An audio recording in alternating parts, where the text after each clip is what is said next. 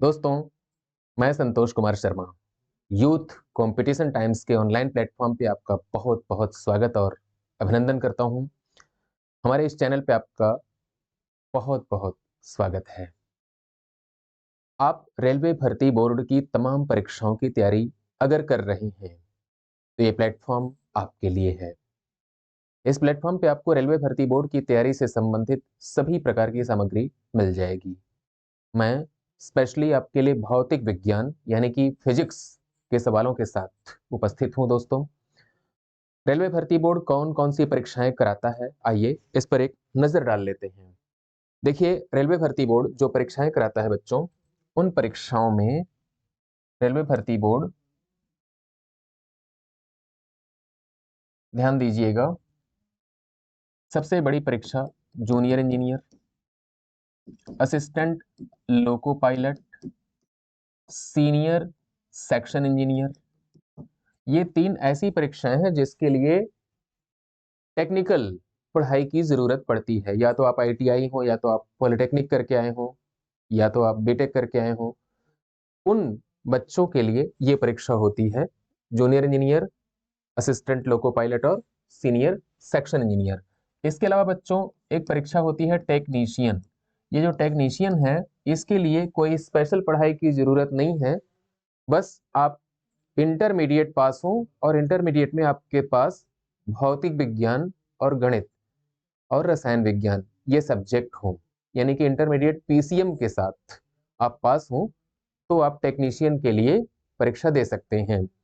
और जो loco pilot की परीक्षा है बच्चों, असिस्टेंट लोको पायलट कहते हैं इसको एक्चुअली, इसके लिए आईटीआई हो या पॉलिटेक्निक हो या बीटेक एमटेक हो, है ना।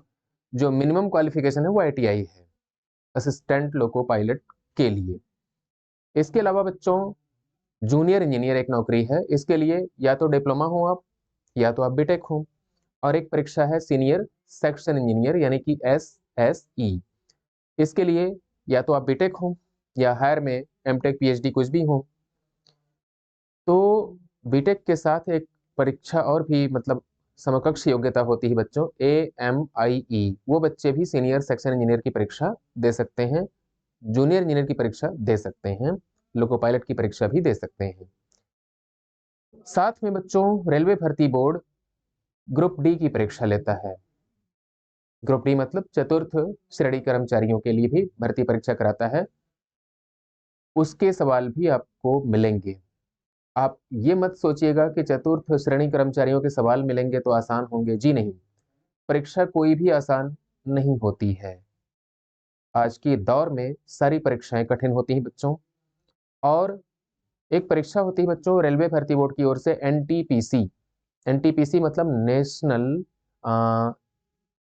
Non technical popular category, NTPC non technical popular category.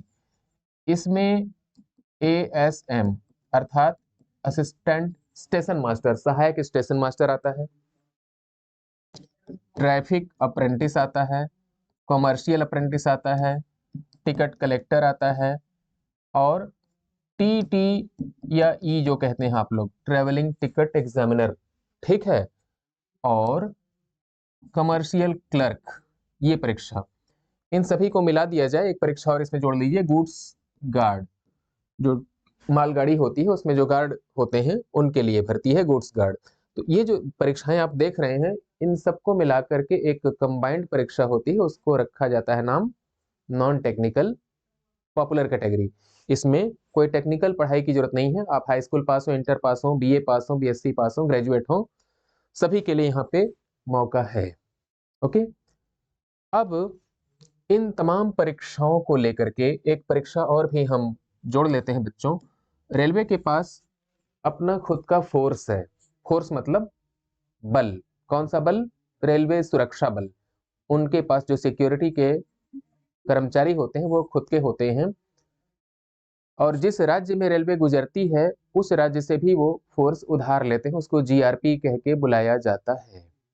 ठीक है, वो राज्यों की पुलिस होती है, लेकिन रेलवे के पास जो अपने पुलिस बल होते हैं उनको आरपीएफ, रेलवे प्रोटेक्शन फोर्स कहा जाता है। उसमें भी कांस्टेबल और दरोगा, कांस्टेबल और एसआई, ठीक है, सब इंस्पेक्टर, इनकी भर्ती भी होती है। तो रेलवे इतनी परीक्षाएं करा रहा है और इन सभी परीक्षाओं में भौतिक विज्ञान का बोलबाला है। और दोस्तों, आज तारीख है 18 जनवरी और आज आप नोटिफिकेशन देख लीजिए, रेलवे भर्ती बोर्ड की ओर से असिस्टेंट लोको पायलट के लिए रणभेरी बज उठी है। आप असिस्टेंट लोको पायलट की अगर तैयारी कर रहे हैं तो आपको जग जाना चाहिए। फॉर्म भरने का सिलसिला 20 जनवरी से शुरू हो रहा है और ये 20 फरवरी तक चलता रहेगा करीब करीब। इसके बाद नॉन टेक्निकल पॉपुलर कैटेगरी की भर्ती भी आ रही है, तो आपको जग जाने की जरूरत है। तुरंत सो करके उठ जाइए और पढ़ाई में जुट जाएं। रेलवे की कोई भी परीक्षा हो, अगर आप पास करना चाहते हैं तो उसमें फिजिक्स एक डिसाइडिंग सब्जेक्ट है। आपका सिलेक्शन रेलवे में होगा कि नहीं होगा, यह डिसाइड करता है भौतिक विज्ञान यानी कि फिजिक्स। इसके सवाल बहुत ज्यादा होते हैं, चाहे वो टेक्निकल परीक्षाएं हो या नॉन टेक्निकल परीक्षाएं हो। तो आज दोस्तों हम लोग शुरुआत करते हैं फिजिक्स पे, और फिजिक्स के लिए मैं संतोष कुमार शर्मा आपके सामने हाजिर हूं। वीडियो के बीच में कहीं जाइएगा नहीं दोस्तों, अंत तक बने रहिएगा, आपको बहुत अच्छा लगेगा। देखिए, पहला सवाल आपके सामने ये है, मात्रक, मापन और मापक यंत्र इस यूनिट से, यूनिट मेजरमेंट और मेजरिंग इंस्ट्रूमेंट से पहला सवाल सामने आपके आ गया। कहा जा रहा है निम्नलिखित में से कौन सी शक्ति की इकाई नहीं है। शक्ति को हम लोग कहते हैं बच्चों पावर, ठीक है। तो जूल पर सेकंड ये तो पावर की इकाई है, अश्व शक्ति ये भी पावर की इकाई है, वाट ये भी शक्ति की इकाई है बच्चों। अब कौन नहीं है इसमें, तो किलोवाट घंटा, जो किलोवाट घंटा है वो शक्ति की इकाई नहीं है। यह किसकी यूनिट होती है बच्चों, जो किलोवाट घंटा होती है वो ऊर्जा की इकाई है। ऊर्जा मतलब वैद्युत ऊर्जा, इलेक्ट्रिकल एनर्जी। जो आप घरों में बिजली खर्च करते हैं, बल्ब जलाते हैं, पंखा चलाते हैं, टीवी ऑन करते हैं, फ्रिज है, कूलर है, एसी है, उसके लिए जो बिजली खर्च करते हैं उस बिजली को नापा जाता है, उसको मेजर किया जाता है, किसमें, किलोवाट घंटा में। जो 1 किलोवाट घंटा आप देखते हैं, 1 किलोवाट घंटा को अंग्रेजी में 1 किलोवाट आवर कहते हैं और ये कहलाता है बच्चों बोलचाल की भाषा में 1 यूनिट। आप कहते हैं ना, आज हमने अपने घर में 2 यूनिट बिजली खर्च कर डाली, या एक महीने में हमने 120 यूनिट बिजली खर्च कर डाली, तो यूनिट क्या होता है, 1 किलोवाट घंटा को ही 1 यूनिट कहते हैं। 1 यूनिट इज इक्वल टू होता है बच्चों 3.6 गुणे 10 घाते 6 जूल। अर्थात यूनिट को अगर जूल में कन्वर्ट किया जाए तो वो 3.6 गुणे 10 घाते 6 जूल के बराबर होता है, ठीक है। तो आप हमेशा याद रखिएगा कि किलोवाट घंटा है वो हॉर्स पावर या पावर की यूनिट नहीं है, बल्कि वो किसकी यूनिट है, एनर्जी की। तो आपको क्या करना है, आपको बताना है कि निम्नलिखित में से कौन सी शक्ति की इकाई नहीं है। तो किलोवाट घंटा पे टिक मार दीजिए, यही आपके लिए करेक्ट आंसर हो जाएगा बच्चों, ये शक्ति की इकाई नहीं है, ठीक। अगले सवाल पे आपको ले चलता हूं, सवाल नंबर 2। देखिए, निम्नलिखित में से कौन सी ऊष्मीय ऊर्जा की इकाई नहीं है। ऊष्मीय ऊर्जा समझते हैं आप लोग, हीट। ऊष्मीय ऊर्जा को क्या कहा जाता है, हीट। हीट को बच्चों जूल में नापते हैं, बिल्कुल सत्य है, ठीक। कैलोरी में नापते हैं, ये भी सत्य है। वाट सेकंड में नापते हैं, ये भी सत्य है, लेकिन किलोवाट में नहीं नापते। किलोवाट शक्ति की इकाई है, पावर की यूनिट है बच्चों। तो आपको टिक मारना है पहले वाले ऑप्शन पे, ठीक। यहां पे जरा गौर से देख लीजिए एक बार रुक करके, किलोवाट क्या है, किलोवाट वाट से बड़ा होता है। वाट क्या है, शक्ति को नापने का मात्रक है वाट, वाट से बड़ा किलोवाट होता है। 1000 वाट मिलते हैं तो 1 किलोवाट बनता है। तो आप कहिएगा कि जो किलोवाट है वो पावर की यूनिट है। कैलोरी क्या है बच्चों, ये एनर्जी को नापता है, कौन सी, ऊष्मीय ऊर्जा को या हीट को। वाट सेकंड क्या होता है, वाट सेकंड एक्चुअली जूल ही है। वाट सेकंड क्या है, ध्यान से देखिए, जो वाट होता है बच्चों, वाट बराबर होता है जूल पर सेकंड। वाट बराबर क्या होता है, जूल पर सेकंड। वाट को वाट के नीचे 1 लिख दीजिए, तो वाट अपॉन 1 कोई फर्क नहीं पड़ा। इस ऊपर का इस नीचे से, उस ऊपर का इस नीचे से आप क्रॉस मल्टीप्लीकेशन कर डालिए। और जब आप ऐसे क्रॉस मल्टीप्लाई करेंगे बच्चों, तो पता है क्या मिलेगा आपको, ध्यान दीजिए, वाट सेकंड मिल जाएगा, जूल के बराबर हो जाएगा। ये ध्यान दें, जूल इक्वल टू क्या है, ये वाट सेकंड, यानी कि जो वाट सेकंड होता है वो एक्चुअली जूल है। तो ये जो वाट सेकंड है यह भी जूल है, यह भी जूल है, और ये कैलोरी तो होता ही है। एनर्जी की इकाई कौन सी, एक कैलोरी में बच्चों 4.18 जूल होते हैं। यह भी ऊर्जा को नापता है, यह भी ऊर्जा को, यह भी ऊर्जा को, नीचे वाले तीनों ऊर्जा को नापते हैं। और जो किलोवाट है बच्चों, ये शक्ति को नापता है, यानी कि पावर को नापता है। तो आपको किस पे टिक लगाना चाहिए, आपको टिक लगाना है पहले वाले पे, यानी कि इस पे। बड़े गौर से देखें, ये है किलोवाट, मार दीजिए पहले ऑप्शन पे। ग्रुप डी का सवाल था, 18/8/2022 को पूछा गया था तीसरी पारी में बच्चों। अगला सवाल आपके सामने, प्रेरित विभवांतर की एसआई यूनिट क्या है? What is the SI unit of induced EMF? प्रेरित विभवांतर को बच्चों कहा जाता है इंड्यूस्ड ईएमएफ। अब सवाल उठता है कि इंड्यूस्ड ईएमएफ क्या होता है बच्चों? तो जो इंड्यूस्ड ईएमएफ होता है ई, ठीक है, उसको वोल्ट में नापा जाता है। किस में नापा जाता है? वोल्ट में। वोल्ट क्या होता है बच्चों? विभवांतर को नापने की यूनिट होती है। तो वोल्ट है कहाँ इसमें? यहाँ पे है, पहले वाले ऑप्शन पे। ये एम्पियर है, ये मिली एम्पियर है, ये मिली वोल्ट है। आपको टिक लगाना है वोल्ट पे, पहले वाले ऑप्शन पे टिक मार दीजिए। पहला वाला ऑप्शन आपके लिए क्या है? करेक्ट आंसर है। आगे हम लेकर के चलते हैं यहाँ पे, प्रतिरोधकता की एसआई इकाई क्या है? What is the SI unit of? प्रतिरोधकता को अंग्रेजी में कहते हैं रेजिस्टिविटी। आप बड़े गौर से देखिए, आर बराबर होता है rho L upon A. R बराबर क्या होता है? Rho L by A. इसमें जो ये रो लिखा हुआ है बच्चों, इसी को विशिष्ट प्रतिरोध या प्रतिरोधकता या रेजिस्टिविटी या स्पेसिफिक रेजिस्टेंस कह के बुलाया जाता है। और इसको नापा जाता है ओम मीटर में। तो ओम मीटर कहाँ है ऑप्शन में? ओम मीटर यहाँ पे है बच्चों। ऑप्शन नंबर सी को लॉक किया जाए। ओम पर मीटर नहीं होगा, मो नहीं होगा, ओ एच एम यानी कि ओम नहीं होगा, होगा क्या? ओम मीटर। हिंदी में लिखना चाहते हैं तो बड़ा बड़ा देखिए ऐसे, ओम मीटर, ये तरीका है लिखने का, या ओम मीटर, ये कायदा है लिखने का। आपको ओम मीटर लिखना है। ठीक, शॉर्टकट में लिखना चाहते हैं तो आप ऐसे भी लिख सकते हैं, ये भी चलेगा। अगले सवाल पे ले चलता हूं आपको। क्वेश्चन नंबर 5 आपके सामने स्क्रीन पर ये रहा, किस भौतिक राशि का मात्रक वोल्ट प्रति एम्पियर होता है? कौन सी भौतिक राशि है? Which physical quantity has the unit volt पर एम्पियर? बहुत बढ़िया, वोल्ट पर एम्पियर क्या होता है बच्चों? ध्यान से देखिए, मिस्टर ओम के साथ हम लोग जुड़ते हैं। ओम साहब ने क्या कहा था? V equal to I R. ये ओम्स लॉ है बच्चों। V बराबर आई आर क्या है? ओम साहब का नियम है। ओम साहब ने क्या कहा था कि यदि किसी चालक की भौतिक अवस्थाएं अपरिवर्तित रखी जाएं, तो चालक के सिरों के बीच का विभवांतर उसमें बहने वाली धारा के समानुपाती होता है। उन्होंने ऐसे कहा कि V जो होता है वो I के समानुपाती होता है। और यह जो समानुपाती का चिन्ह है, इसको जब हटा दिया जाता है बच्चों, तब यहाँ पे एक कांस्टेंट आता है। उस कांस्टेंट का नाम क्या होता है? R। यह R क्या है? रेजिस्टेंस ऑफ दैट कंडक्टर, उस चालक का प्रतिरोध। तो R बराबर क्या मिलेगा यहाँ से? R बराबर V अपॉन I। R की यूनिट अगर आपको निकालनी है तब पहले V की यूनिट लिखें, फिर बटे की लाइन के नीचे I की यूनिट लिखें। V को नापते हैं बच्चों वोल्ट में, और I को नापते हैं एम्पियर में। क्या हो जाएगा ये? वोल्ट पर एम्पियर। ठीक, तो पूछा क्या गया हमसे कि यह जो वोल्ट पर एम्पियर है, यह किसका मात्रक है? तो आप कहिएगा प्रतिरोध का मात्रक है। ठीक, धारा का नहीं, कार्य का नहीं, आवेश का नहीं। पांचवा सवाल के लिए ऑप्शन नंबर ए को लॉक किया जाए।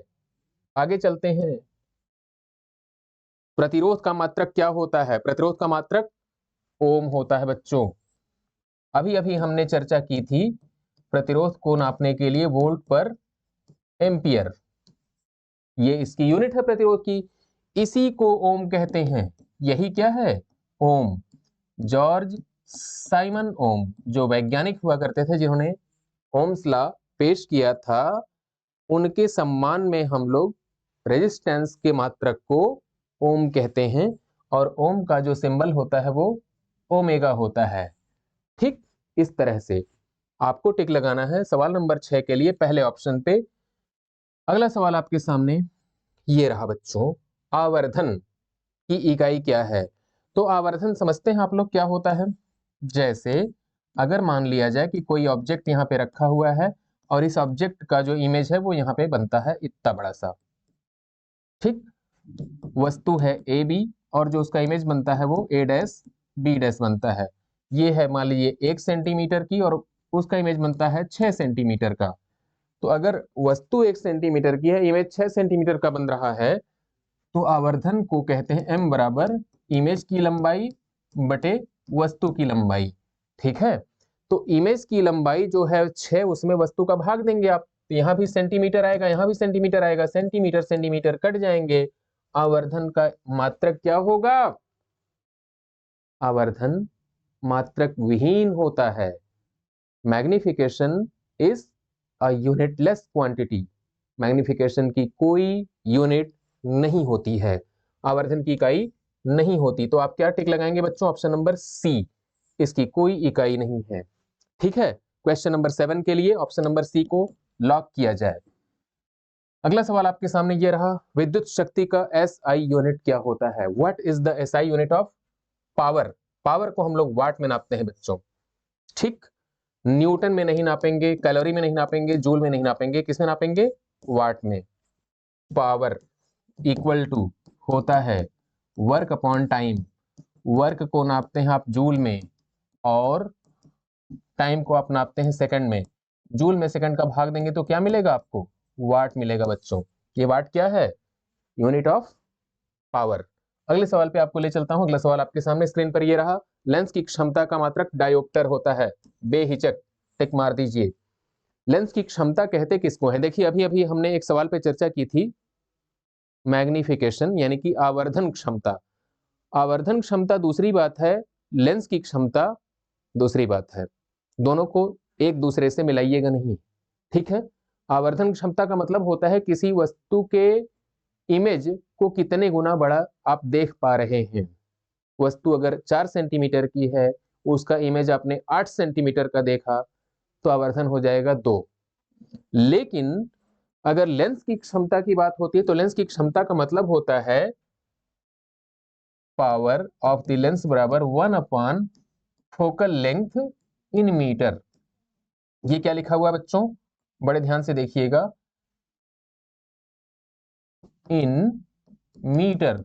इसका मतलब क्या होता है? फोकल लेंथ को रेसिप्रोकेट कर दीजिए, मतलब जो फोकल लेंथ दी हुई है उसका आप इनवर्स निकाल लीजिए, उसका रेसिप्रोकल क्या होता है ये देख लीजिए।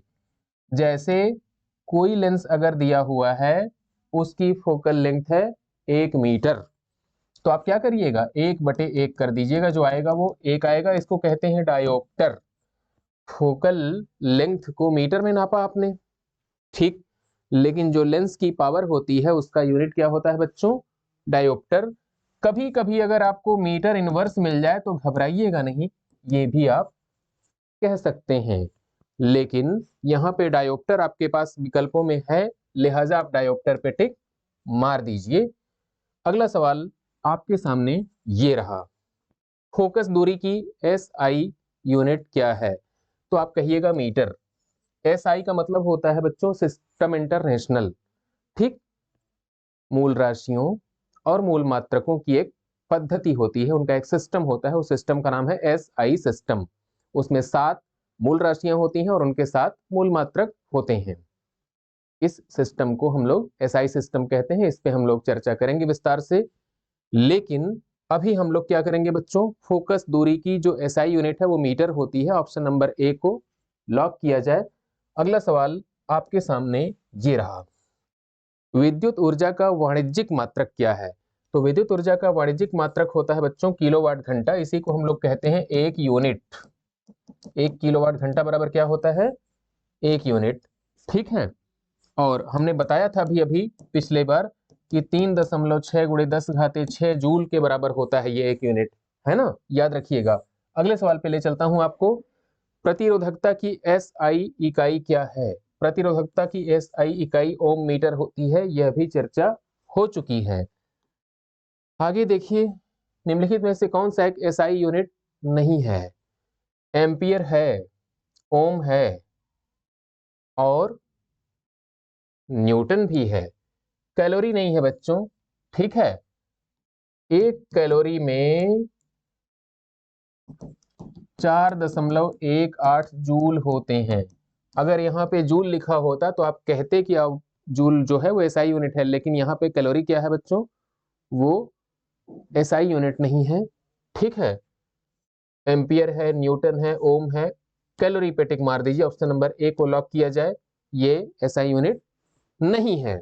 आरआरबी एनटीपीसी का सवाल है स्टेज 2, 13 जून 2022 का। अगला सवाल बच्चों आपके सामने ये रहा, लंबाई की एसआई यूनिट क्या होती है? तो लंबाई को मीटर में नापा जाता है बच्चों, ये है SI unit. Option number D को लॉक किया जाए, मील, इंच, फीट ये नहीं होते हैं। लेकिन आप जानते जरूर रहिएगा बच्चों, हम आपको हाईलाइट करके दिखा दे रहे हैं। ये 1 मील जानते हैं आप लोग ना, क्या होता है 1 मील? जो 1 मील होता है बच्चों, ठीक है, माइल भी कहते हैं कुछ लोग, 1 मील बराबर होता है 1.6 किलोमीटर, यानी कि 1600 मीटर। और 1 इंच आप लोग जानते होंगे, है ना? 1 इंच क्या होता है बच्चों? 2.56 सेंटीमीटर। और 1 फीट भी आप लोग जानते होंगे बच्चों, 1 फीट कितना होता है? 30 सेंटीमीटर। ठीक है, याद रखिएगा इन बातों को। तो 1 मीटर क्या है दोस्तों? एसआई यूनिट है लंबाई को नापने के लिए। अगले सवाल पे आपको ले चलता हूं। अगला सवाल आपके सामने ये रहा, त्वरण का मात्रक निम्नलिखित में से क्या है? तो मीटर प्रति सेकंड स्क्वायर होता है बच्चों, ये नहीं है, ये नहीं है, ये नहीं है। ऑप्शन नंबर ए को लॉक किया जाए। त्वरण मतलब एक्सीलरेशन, और एक्सीलरेशन का जो यूनिट होता है बच्चों वो क्या होता है? मीटर पर सेकंड स्क्वायर। ठीक है, इसी पे टिक मार दीजिए, ऑप्शन नंबर ए को लॉक किया जाए। अगला सवाल आपके सामने स्क्रीन पर यह रहा, विद्युत प्रतिरोध का मात्रक निम्नलिखित में से क्या है? प्रतिरोध का मात्रक ओम होता है बच्चों। प्रतिरोध का मात्रक क्या होता है? Ohm. This is the unit of resistance. Option number B को लॉक किया जाए। यह सवाल पूछा गया था आरआरबी एनटीपीसी परीक्षा स्टेज 2 में 15 जून 2022 को। बहुत नई नई बात है बच्चों। रेडियो धर्मिता की एसआई यूनिट बेकुरेल है। रेडियो धर्मिता को बेकुरेल में नापा जाता है बच्चों, क्यूरी और फैराडे और रदरफोर्ड में नहीं। ठीक है, अब अगले सवाल पे ले चलता हूं आपको, लेकिन ये बता देता हूं आपको कि यह सवाल भी एनटीपीसी में पूछा गया था 13 मार्च 2021 को, दूसरी पारी में, पहले स्टेज के दौरान। अगला सवाल है बच्चों आपके सामने, भार की एसआई यूनिट क्या है? तो भार को बच्चों न्यूटन में नापा जाता है, और भार को WEIGHT आप भार कहते हैं। एक्चुअली भार क्या है? फोर्स है। कौन सा वाला फोर्स है ये? जो पृथ्वी हम पे लगाती है, उसी फोर्स को भार कहते हैं। जब आप कहते हैं कि आपका भार 100 न्यूटन है, ठीक है ना, तो भार को वही मात्रक दीजिएगा जो आप बल को यानी कि फोर्स को देते हैं। फोर्स की यूनिट न्यूटन होती है, तो भार की यूनिट भी न्यूटन होगी। वेट बराबर होता है बच्चों mg, फोर्स बराबर होता है बच्चों ma। क्या होता है फोर्स बराबर? ma। और वेट बराबर क्या होता है? mg। यहाँ पे भी m है, त्वरण है, वहां पे भी m है और त्वरण है। यहाँ कौन सा त्वरण है? गुरुत्वीय त्वरण, यानी कि पृथ्वी का त्वरण। पृथ्वी जिस बल से किसी वस्तु को अपनी ओर खींचती है, वही बल उस वस्तु का भार है। अब बल है तो बल को न्यूटन में नापेंगे, तो न्यूटन में नाप लीजिए बच्चों, 18 वाले का बी।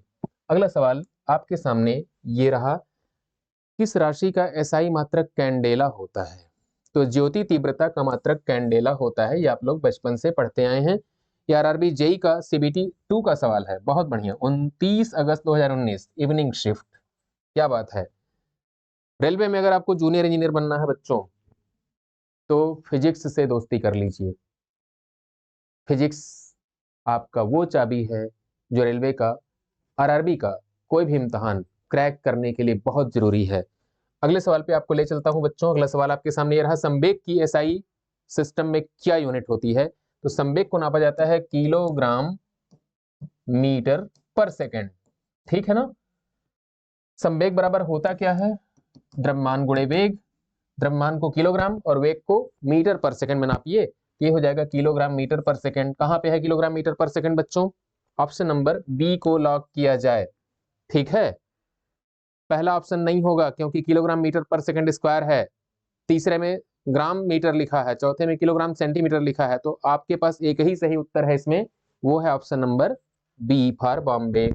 ये बड़ा ही लोकप्रिय सवाल है, 3 बार रिपीट हुआ है। देखिए आरआरबी के ग्रुप डी में, लोको पायलट में, ग्रुप डी में। बहुत बढ़िया। सवाल नंबर 21 आपके सामने आ चुका है। विद्युत आवेश को कूलाम में नापा जाता है बच्चों।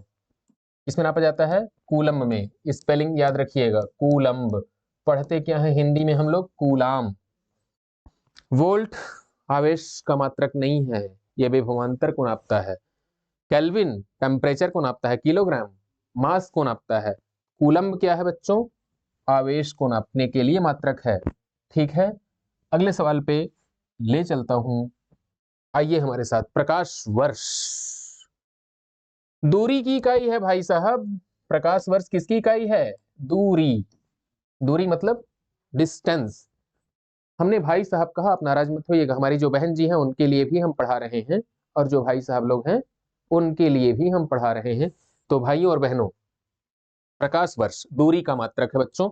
इस बात को हमेशा ख्याल रखिएगा, समय का नहीं होता है ये, प्रकाश की तीव्रता का नहीं होता, द्रव्यमान का नहीं होता है, ठीक है। होता क्या है प्रकाश वर्ष? प्रकाश द्वारा एक वर्ष में तय की गई दूरी को प्रकाश वर्ष कहते हैं। प्रकाश द्वारा एक वर्ष में तय की गई दूरी को प्रकाश वर्ष कहते हैं। अगले सवाल पे ले चलता हूं आपको। प्रकाश वर्ष नामक इकाई का उपयोग दूरी के मापन के लिए किया जाता है। वही सवाल फिर से रिपीट हुआ है, यहां पे लिख लीजिए दूरी और लॉक कर दीजिए ऑप्शन नंबर बी को, ठीक। आरआरबी एनटीपीसी 14 मार्च 2021 दूसरी पारी का सवाल है बच्चों ये। अगला सवाल, प्रतिरोध की एसआई यूनिट होती है। प्रतिरोध की एसआई यूनिट कूलम ओम होती है बच्चों। प्रतिरोध को हम लोग ओम में नापते हैं। ओम मतलब ये वाला, हरि ओम। देखिए फिजिक्स में भी हमारे ओम है। ये आरआरबी एनटीपीसी 21 जनवरी 2021, आरआरबी ग्रुप डी 31 अक्टूबर 2018, आरआरबी लोको पायलट और टेक्नीशियन 19/9/2018 को पूछा गया है बच्चों ये सवाल। अगला सवाल आपके सामने ये रहा, किस भौतिक राशि का मात्रक ओम है? तो कह दीजिएगा प्रतिरोध का मात्रक ओम है। जूनियर इंजीनियर 28 जून 2019 को पूछा गया है, चौथे शिफ्ट में। क्या बात है, एक दिन में 4 शिफ्ट जूनियर इंजीनियर का इम्तहान चलता है। अगला सवाल आपके सामने, किसी पिंड पर लगाए गए बल द्वारा किया गया कार्य पिंड द्वारा बल की दिशा में तय की गई दूरी और लगाए गए बल की मात्रा के गुणनफल के बराबर होता है। निम्नलिखित में से कौन सी कार्य की इकाई नहीं है? Which one is not unit of work? Joule में कोई शक्का नहीं है बच्चों, कार्य को जूल में नापा जाता है। न्यूटन मीटर को ही जूल कहते हैं, ये भी सही है, ठीक। अब क्या है? किलोग्राम मीटर पर second square, kilogram metre square पर सेकंड स्क्वायर। बहुत बढ़िया, ठीक। ध्यान से देखिएगा, ये है द्रव्यमान गुणे त्वरण। द्रव्यमान गुणे त्वरण बराबर क्या होता है बच्चों?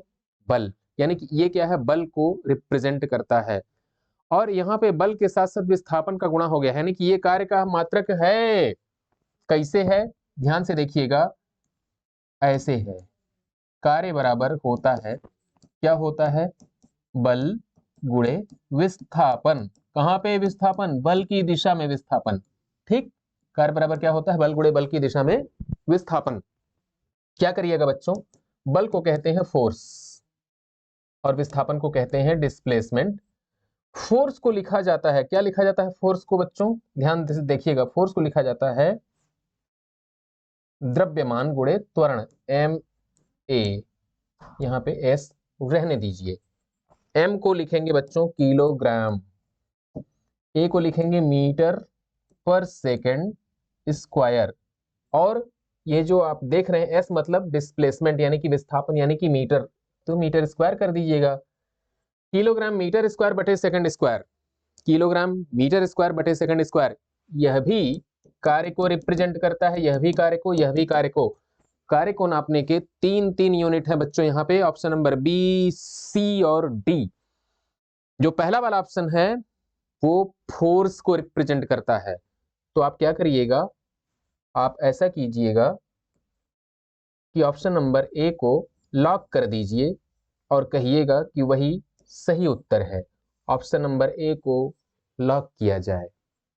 Correct answer option number A, question number 26 के लिए। ठीक, अब देखिएगा कहां कहां पूछा गया है। ये पूछा गया है बच्चों आरआरबी एनटीपीसी 13 मार्च 2021, पहली पारी पहला स्टेज।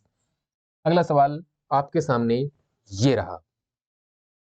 लेंस की शक्ति क्या होती है बच्चों? लेंस की जो शक्ति होती है, यानी कि लेंस की पावर, लेंस की क्षमता, उसको डायोप्टर में नापते हैं। अभी अभी हम लोगों ने चर्चा की है, थोड़ी देर पहले चर्चा की है। तो लेंस की क्षमता को डायोप्टर में नापा जाएगा। अगला सवाल आपके सामने, रेडियोधर्मी पदार्थ द्वारा उत्सर्जित होने वाले विकिरण की मात्रा को किसमें नापते हैं? रेडियोधर्मी पदार्थ द्वारा होने वाले विकिरण की मात्रा को वाट में, पास्कल में, एम्पियर में, क्यूरी में। तो बच्चों इसको क्यूरी में नापते हैं। वाट नहीं होगा, पास्कल नहीं होगा, एम्पियर नहीं होगा, क्यूरी में नापेंगे। ठीक है, अगला सवाल आपके सामने ये रहा बच्चों। उद्योग में शक्ति की इकाई क्या होती है बच्चों? पावर की इकाई अश्व शक्ति होती है। टिक मार दीजिए। अश्व शक्ति को हम लोग हार्स पावर कहते हैं। कहा गया है उद्योग, उद्योग मतलब होता है इंडस्ट्री। जैसे आप किसी इंडस्ट्री में काम कर रहे हैं तो वहां पे मोटर होगी, मोटर होगी तो मोटर की जो पावर होती है बच्चों, उसको हम लोग हॉर्स पावर में पेश करते हैं। जैसे आपके पास गेहूं पीसने की चक्की है, लेकिन आप लोग कहते क्या है? आटा पीसने की चक्की है ना? उस चक्की को चलाने के लिए जो मोटर लगाई जाती है वो क्या होती है? 3 फेज इंडक्शन मोटर, है ना? जो 3 फेज इंडक्शन मोटर होती है बच्चों, उस मोटर की हॉर्स पावर में शक्ति बताई जाती है। अब आपके पास कोई भी प्लांट हो, कोई वर्कशॉप हो, वहां पे जो मोटर लगाएंगे आप, उस मोटर को आप हॉर्स पावर में ही रिप्रेजेंट करते हैं। यहाँ तक कि पानी को ऊपर छत पे जो टंकी है उसमें भरने के लिए जो आप पंप खरीद के लाते हैं, वहां पे एक मोटर होती है, उस मोटर को भी आप हॉर्स पावर में पेश करते हैं। ठीक है, अगले सवाल पे ले चलता हूं बच्चों आपको। 29 के लिए ऑप्शन नंबर डी को लॉक कर दीजिएगा। अगला सवाल 30, कार्य करने की दर को शक्ति कहा जाता है। तो शक्ति की इकाई क्या होती है? शक्ति की इकाई वाट होती है बच्चों। बहुत आसान सवाल, कहां पूछा गया है ये? आरआरबी एनटीपीसी 11 फरवरी 2021 को। मार दीजिए टिक। कहां पे? ऑप्शन नंबर डी पे। अगला सवाल आपके सामने ये रहा बच्चों। ध्वनि को नापने के लिए किस यूनिट का इस्तेमाल करते हैं बच्चों?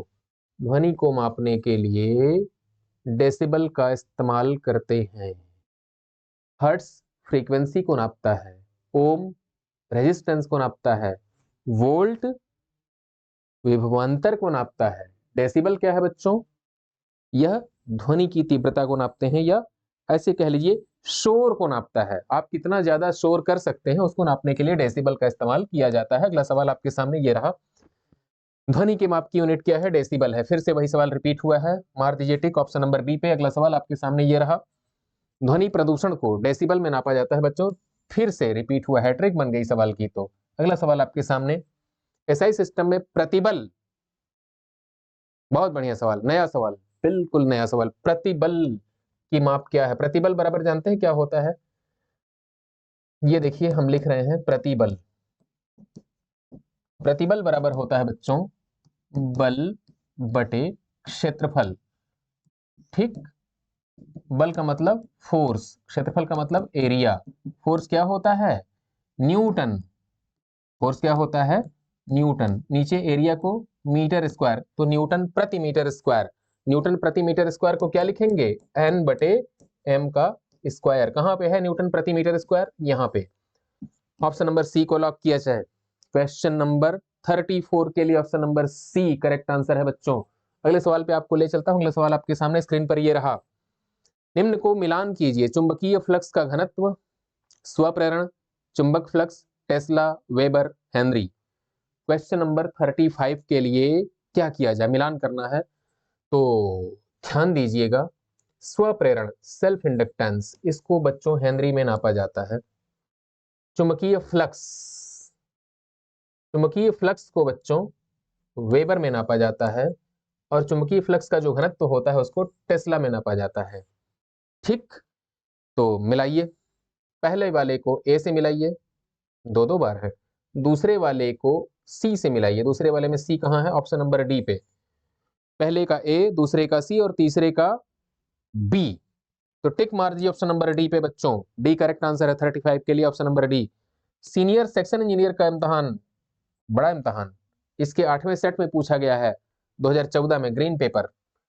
ध्यान रखिएगा, ग्रीन पेपर का मतलब होता है बच्चों 2014 में जब रेलवे ने junior engineer, senior section engineer और असिस्टेंट लोको पायलट के लिए परीक्षाएं करवाई थी, उस दौरान उसने सेट का नाम नहीं रखा था, पहला सेट दूसरा सेट, उसने सेट को रंगों से नाम दिया था, लाल, नीला, हरा, पीला, ये नाम है ना।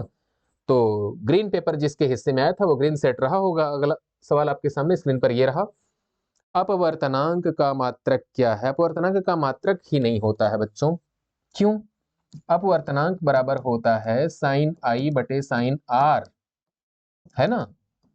आपतन कोण की साइन और अपवर्तन कोण के साइन के अनुपात को अपवर्तनांक कहते हैं बच्चों। तो ये साइन क्या है, एंगल यूनिटलेस, ये क्या है, यूनिटलेस, तो इसकी यूनिट नहीं होगी, लिहाजा टिक मार दीजिए सवाल नंबर 36 के लिए, ऑप्शन नंबर सी पे। अगला सवाल आपके सामने स्क्रीन पर आ गया है, निम्न में से किसको जूल में मापा जाता है बच्चों। ऊर्जा को जूल में नापा जाता है भाई साहब और बहन जी, वेग को नहीं, बल को नहीं, शक्ति को नहीं। तो बहनों भाइयों, जूल को नापा जाता है किसमें, ऊर्जा में। अगला सवाल आपके सामने स्क्रीन पर यह रहा, निम्नलिखित में से किसकी इकाई ऊर्जा की इकाई के समान है। तो कार्य की इकाई और ऊर्जा की इकाई एक ही होती है बच्चों, कार्य को जूल में नापा जाता है, ऊर्जा को भी जूल में नापा जाता है। आप टिक मार दीजिए ऑप्शन नंबर सी पे, बेधड़क लोको पायलट टेक्नीशियन का सवाल 21 अगस्त 2018 को पूछा गया था बच्चों। अगला सवाल आपके सामने है, शक्ति की इकाई को क्या कहा जाता है। तो शक्ति की इकाई को वाट कहते हैं। ऑप्शन नंबर ए को लॉक किया जाए। सवाल नंबर 39 के लिए पहला ही ऑप्शन सही है बच्चों, जूल नहीं होगा, न्यूटन नहीं होगा, पास्कल नहीं होगा, क्या होगा, वाट। अगला सवाल आपके सामने स्क्रीन पर आ चुका है, कहा जा रहा है निम्नलिखित में से किसकी कोई इकाई ही नहीं है। तो घनत्व की तो होती है, विस्थापन की होती है, दाब की होती है, सापेक्षिक घनत्व। सापेक्षिक घनत्व अंग्रेजी में रिलेटिव डेंसिटी कहा जाता है बच्चों। इसका मतलब क्या होता है, दो प्रकार की डेंसिटी का अनुपात। किसी भी पदार्थ का घनत्व पानी के घनत्व की तुलना में कितने गुना ज्यादा है, कितने गुना कम है, इसी को उस पदार्थ का आपेक्षिक घनत्व, सापेक्षिक घनत्व और रिलेटिव डेंसिटी कह के बुलाया जाता है। लिहाजा आपको क्या करना है बच्चों, टिक मारना है किस पे, ऑप्शन नंबर बी पे। सवाल नंबर 40 के लिए दूसरा ऑप्शन सही है।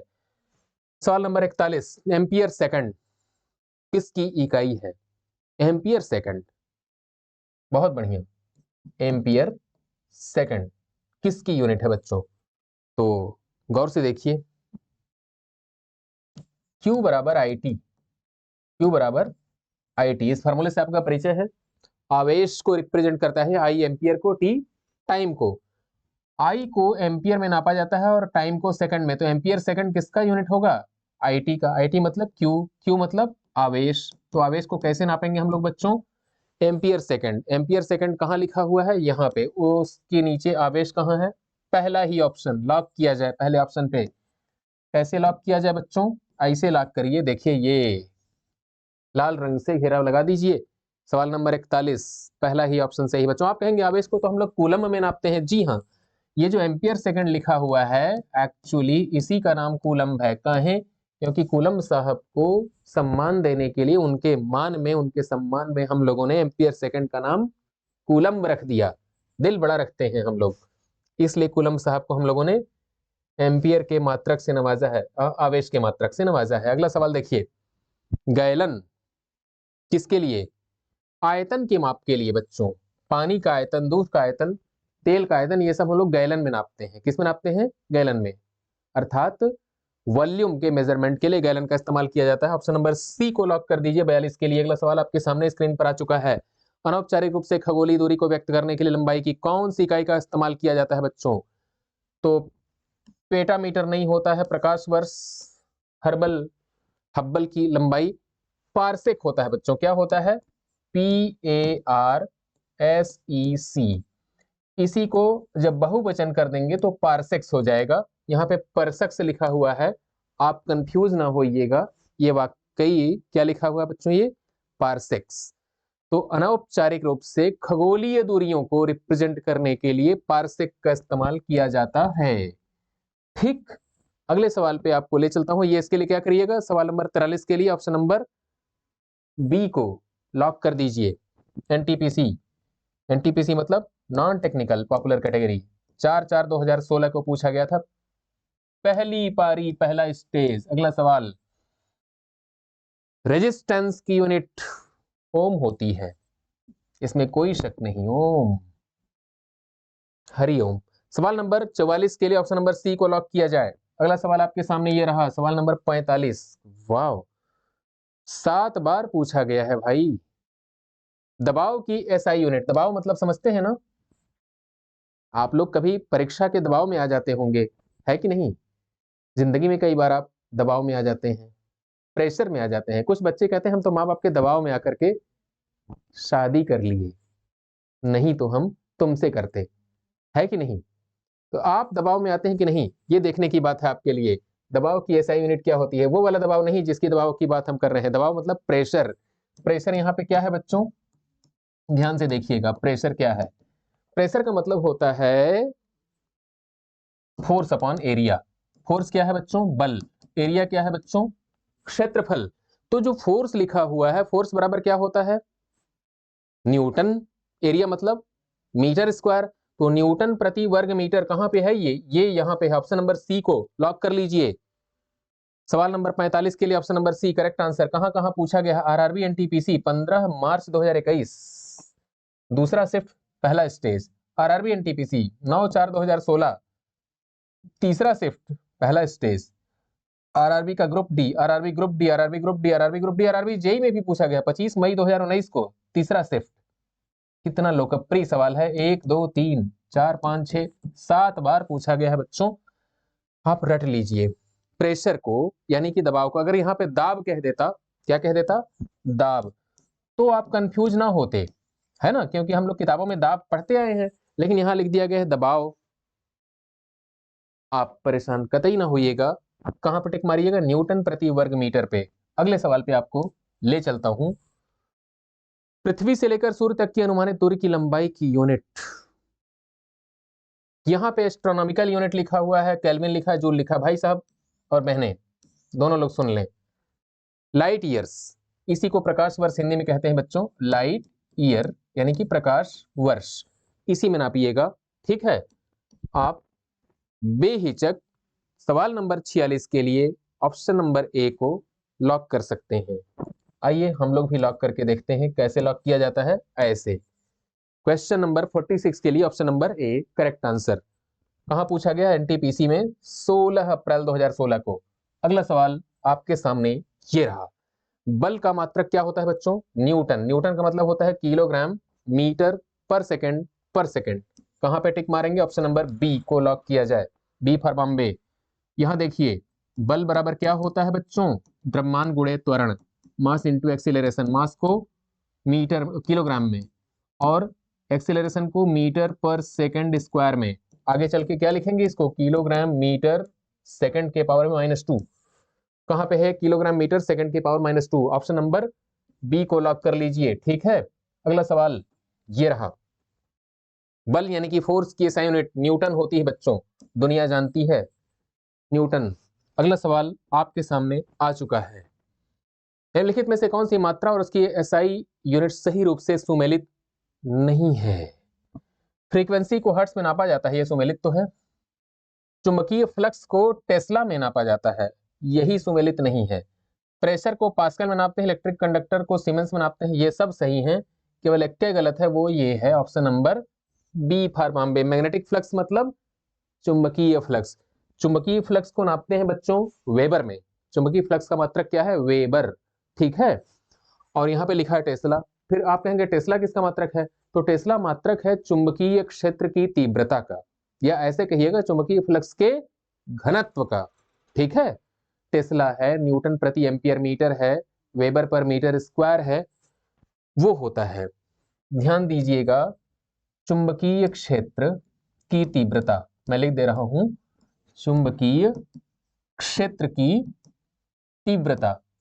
तो चुंबकीय क्षेत्र की जो तीव्रता होती है बच्चों, ध्यान से देखिएगा, इसको नापने के लिए आपके पास क्या होता है, वेबर प्रति मीटर स्क्वायर और न्यूटन बटे एम्पियर मीटर और टेस्ला और गॉस, ये चार मात्रक याद रखिएगा। ये चारों किसको रिप्रेजेंट करते हैं, चुंबकीय क्षेत्र की तीव्रता को। ठीक, लेकिन यहां पे आपको लिखा हुआ है टेस्ला और यहां लिखा है मैग्नेटिक फ्लक्स यानी चुंबकीय फ्लक्स, तो ये सुमेलित नहीं है। आप टिक मारिएगा 49 के लिए ऑप्शन नंबर बी पे। अगला सवाल आपके सामने आ चुका है, ये विस्थापन को मीटर में नापा जाता है। बिल्कुल सही उत्तर, सवाल नंबर 50 के लिए पहला ही ऑप्शन सही है बच्चों, ग्रुप डी का सवाल है ये। अगला सवाल आपके सामने ये रहा, विभवांतर वोल्ट में नापा जाता है। विभवांतर मतलब पोटेंशियल डिफरेंस, इसी को वोल्टेज डिफरेंस भी कहते हैं, वोल्टेज भी कहते हैं। अगला सवाल आ चुका है आपके सामने, चुंबकीय फ्लक्स को वेबर में नापा जाता है बच्चों। अभी अभी बताया था हम लोगों ने, चुंबकीय फ्लक्स को वेबर में नापा जाता है, फैराड नहीं होगा, हेनरी नहीं होगा, पास्कल नहीं होगा। ऑप्शन नंबर डी को लॉक किया जाए। सवाल नंबर 52 के लिए ऑप्शन नंबर डी को लॉक कर दीजिए। अगले सवाल पे आपको ले चलता हूं बच्चों। अगला सवाल आपके सामने स्क्रीन पर आ चुका है, ये रहा, शक्ति की अंतरराष्ट्रीय इकाई वाट। वाट में नापा जाता है बच्चों। अंतरराष्ट्रीय मतलब होता है SI, ठीक है ना, इंटरनेशनल सिस्टम या सिस्टम इंटरनेशनल। अर्ग ऊर्जा का मात्रक है किलोवाट, शक्ति का और बड़ा मात्रक है जूल, ऊर्जा का मात्रक है बच्चों, लेकिन आपको टिक लगाना है वाट पे। ठीक, अगले सवाल पे ले चलता हूं। जी यानी कि स्मॉल जी के मान की SI इकाई वही है जो त्वरण की SI इकाई है। अब त्वरण चाहे गुरुत्वीय त्वरण हो और चाहे सामान्य त्वरण हो, दोनों ही केस में उसका मात्रक क्या होता है बच्चों, मीटर प्रति सेकंड या मीटर प्रति सेकंड स्क्वायर या मीटर पर सेकंड या कुछ लोग मीटर सेकंड पावर में -2 ऐसे भी लिख लेते हैं। ठीक है, तो आप क्या करिएगा बच्चों, मीटर पर सेकंड या मीटर पर सेकंड स्क्वायर या मीटर सेकंड पावर -2 ऐसे भी लिख सकते हैं। और ये सब, ये जो देख रहे हैं आप, स्मॉल जी और स्मॉल ए मतलब त्वरण, स्मॉल जी मतलब गुरुत्वीय त्वरण, सबके लिए काम आता है। तो किस पे टिक मारा जाए, जी के मान की SI यूनिट वही है जो त्वरण की SI यूनिट है। त्वरण कहाँ है, ऑप्शन नंबर डी पे लॉक किया जाए बच्चों। क्वेश्चन नंबर 54 के लिए option number D correct answer. अगला सवाल आपके सामने स्क्रीन पर आ चुका है, newton metre square upon kilogram square की SI यूनिट क्या है। What is the SI unit of newton metre square पर किलोग्राम स्क्वायर। बहुत बढ़िया सवाल। प्रेशर, प्रेशर की इकाई न्यूटन अपॉन मीटर स्क्वायर अभी अभी देखा था हम लोगों ने, तो इसलिए प्रेशर तो नहीं हो सकता। संवेग, संवेग बराबर होता है बच्चों द्रव्यमान गुणे वेग, है ना। द्रव्यमान का मतलब किलोग्राम, वेग का मतलब मीटर पर सेकंड, ये भी नहीं होने वाला है। गुरुत्वाकर्षण के कारण त्वरण, त्वरण की यूनिट तो मीटर पर सेकंड स्क्वायर होती है, ये भी नहीं होगा। बच गया ऑप्शन नंबर 4, इसी को लॉक कर लीजिए। गुरुत्वाकर्षण के सार्वभौमिक नियतांक, बहुत बढ़िया, हिंदी में लिखा हुआ है, हम इसको अंग्रेजी में अनुवाद करके आपको समझा रहे हैं, आप समझिए।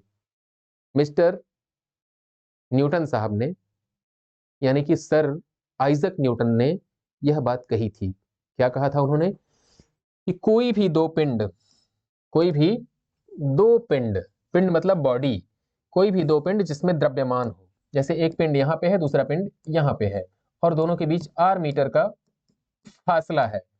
There are two body M1 and M2, इनके बीच 4 मीटर का गैप है, तो इनके बीच में एक फोर्स काम करता है बच्चों, उसको कहते हैं सार्वत्रिक गुरुत्वाकर्षण बल, है ना, यूनिवर्सल ग्रेविटेशनल फोर्स। तो उस फोर्स को न्यूटन साहब ने समझाया कि वह फोर्स जो होता है, दो वस्तुएं जो r मीटर की दूरी पर रखी हुई हैं, जिनके द्रव्यमान m1 और m2 हैं, उनके बीच जो बल काम करता है वो उनके द्रव्यमानों के गुणनफल के समानुपाती होता है और उनके बीच की दूरी के वर्ग के व्युत्क्रमानुपाती होता है। अब इस समानुपाती चिन्ह को हम हटा देते हैं तो एक कांस्टेंट आता है, उस कांस्टेंट को हम लोग कहते हैं कैपिटल जी। यहां से देखिए, सबसे पहले तो ये हटा दीजिए, हट गए। अब क्या करिएगा, यहाँ पे लिखिएगा कैपिटल जी। कैपिटल जी को क्या कहते हैं, सार्वत्रिक गुरुत्वाकर्षण स्थिरांक, यूनिवर्सल ग्रेविटेशनल कांस्टेंट। इसके लिए यानी कि कैपिटल जी के लिए बच्चों क्या करेंगे हम लोग, F R square upon m1 m2। F मतलब न्यूटन, आर मतलब मीटर स्क्वायर। क्या हो जाएगा, newton metre square upon kilogram square. ठीक, तो ऑप्शन नंबर डी को लॉक किया जाए। यूनिवर्सल ग्रेविटेशनल कांस्टेंट को हम लोग newton metre square upon kilogram square में मेजर करते हैं। मार दीजिए सवाल नंबर 55 के लिए डी पर टिक मार दीजिए। ठीक है बच्चों, अगला सवाल आपके सामने आ चुका है। प्रतिरोधकता की एसआई यूनिट क्या है, what is the SI unit of resistivity. प्रतिरोधकता मतलब रेजिस्टिविटी, जिसको आप लोग ऐसे पेश करते हैं, देखिए R equal to rho L upon A. तो इसमें जो रो देख रहे हैं, विशिष्ट प्रतिरोध या प्रतिरोधकता या स्पेसिफिक रेजिस्टेंस, उसको नापा जाता है ओम मीटर में। तो ओम मीटर कहां पे है बच्चों, पहले ही विकल्प में मिल गया आपको। सवाल नंबर 56 ऑप्शन नंबर ए, मार दीजिए टिक। अगला सवाल, भार की एसआई यूनिट न्यूटन। यहां पर कुछ और पूछा गया, भार की एसआई यूनिट बल की एसआई यूनिट के बराबर होती है। तो बल कहां है बच्चों, ये भार को हम लोग न्यूटन में नापते हैं, बल को भी न्यूटन में नापते हैं, लिहाजा आप क्या करिएगा, ऑप्शन नंबर सी को लॉक कर दीजिए क्वेश्चन नंबर 57 के लिए। अगला सवाल आपके सामने आ चुका है स्क्रीन पर। चाल की अंतरराष्ट्रीय इकाई क्या होती है बच्चों, चाल को मीटर पर सेकंड में नापते हैं भाई, मीटर पर सेकंड में चाल को नापा जाता है, याद रखिएगा। ठीक है, तो ऑप्शन नंबर ए को लॉक कर दीजिए। सवाल नंबर 58 के लिए पहला ही ऑप्शन करेक्ट आंसर है। अगले सवाल पे ले चलता हूं आपको। निम्न में से किन दो भौतिक राशियों की इकाई एक ही है, दाब और बल, हरगिज नहीं, बल और उत्क्षेप बल, बल और गति, बल और भार। तो दोस्तों ये जो बल है और जो भार है, बल को न्यूटन में नापते हैं, भार को न्यूटन में नापते हैं, ये दो भौतिक राशियां हैं, इनकी इकाई एक ही है। क्लियर, ऑप्शन नंबर डी को लॉक किया जाए। सवाल नंबर 59 के लिए डी करेक्ट आंसर है बच्चों। अगला सवाल आपके सामने आ चुका है। मीटर पर सेकंड स्क्वायर निम्नलिखित में से किसकी यूनिट है, त्वरण की है। बेहिचक टिक मार दीजिए, ऑप्शन नंबर डी को लॉक किया जाए सवाल नंबर 60 के लिए।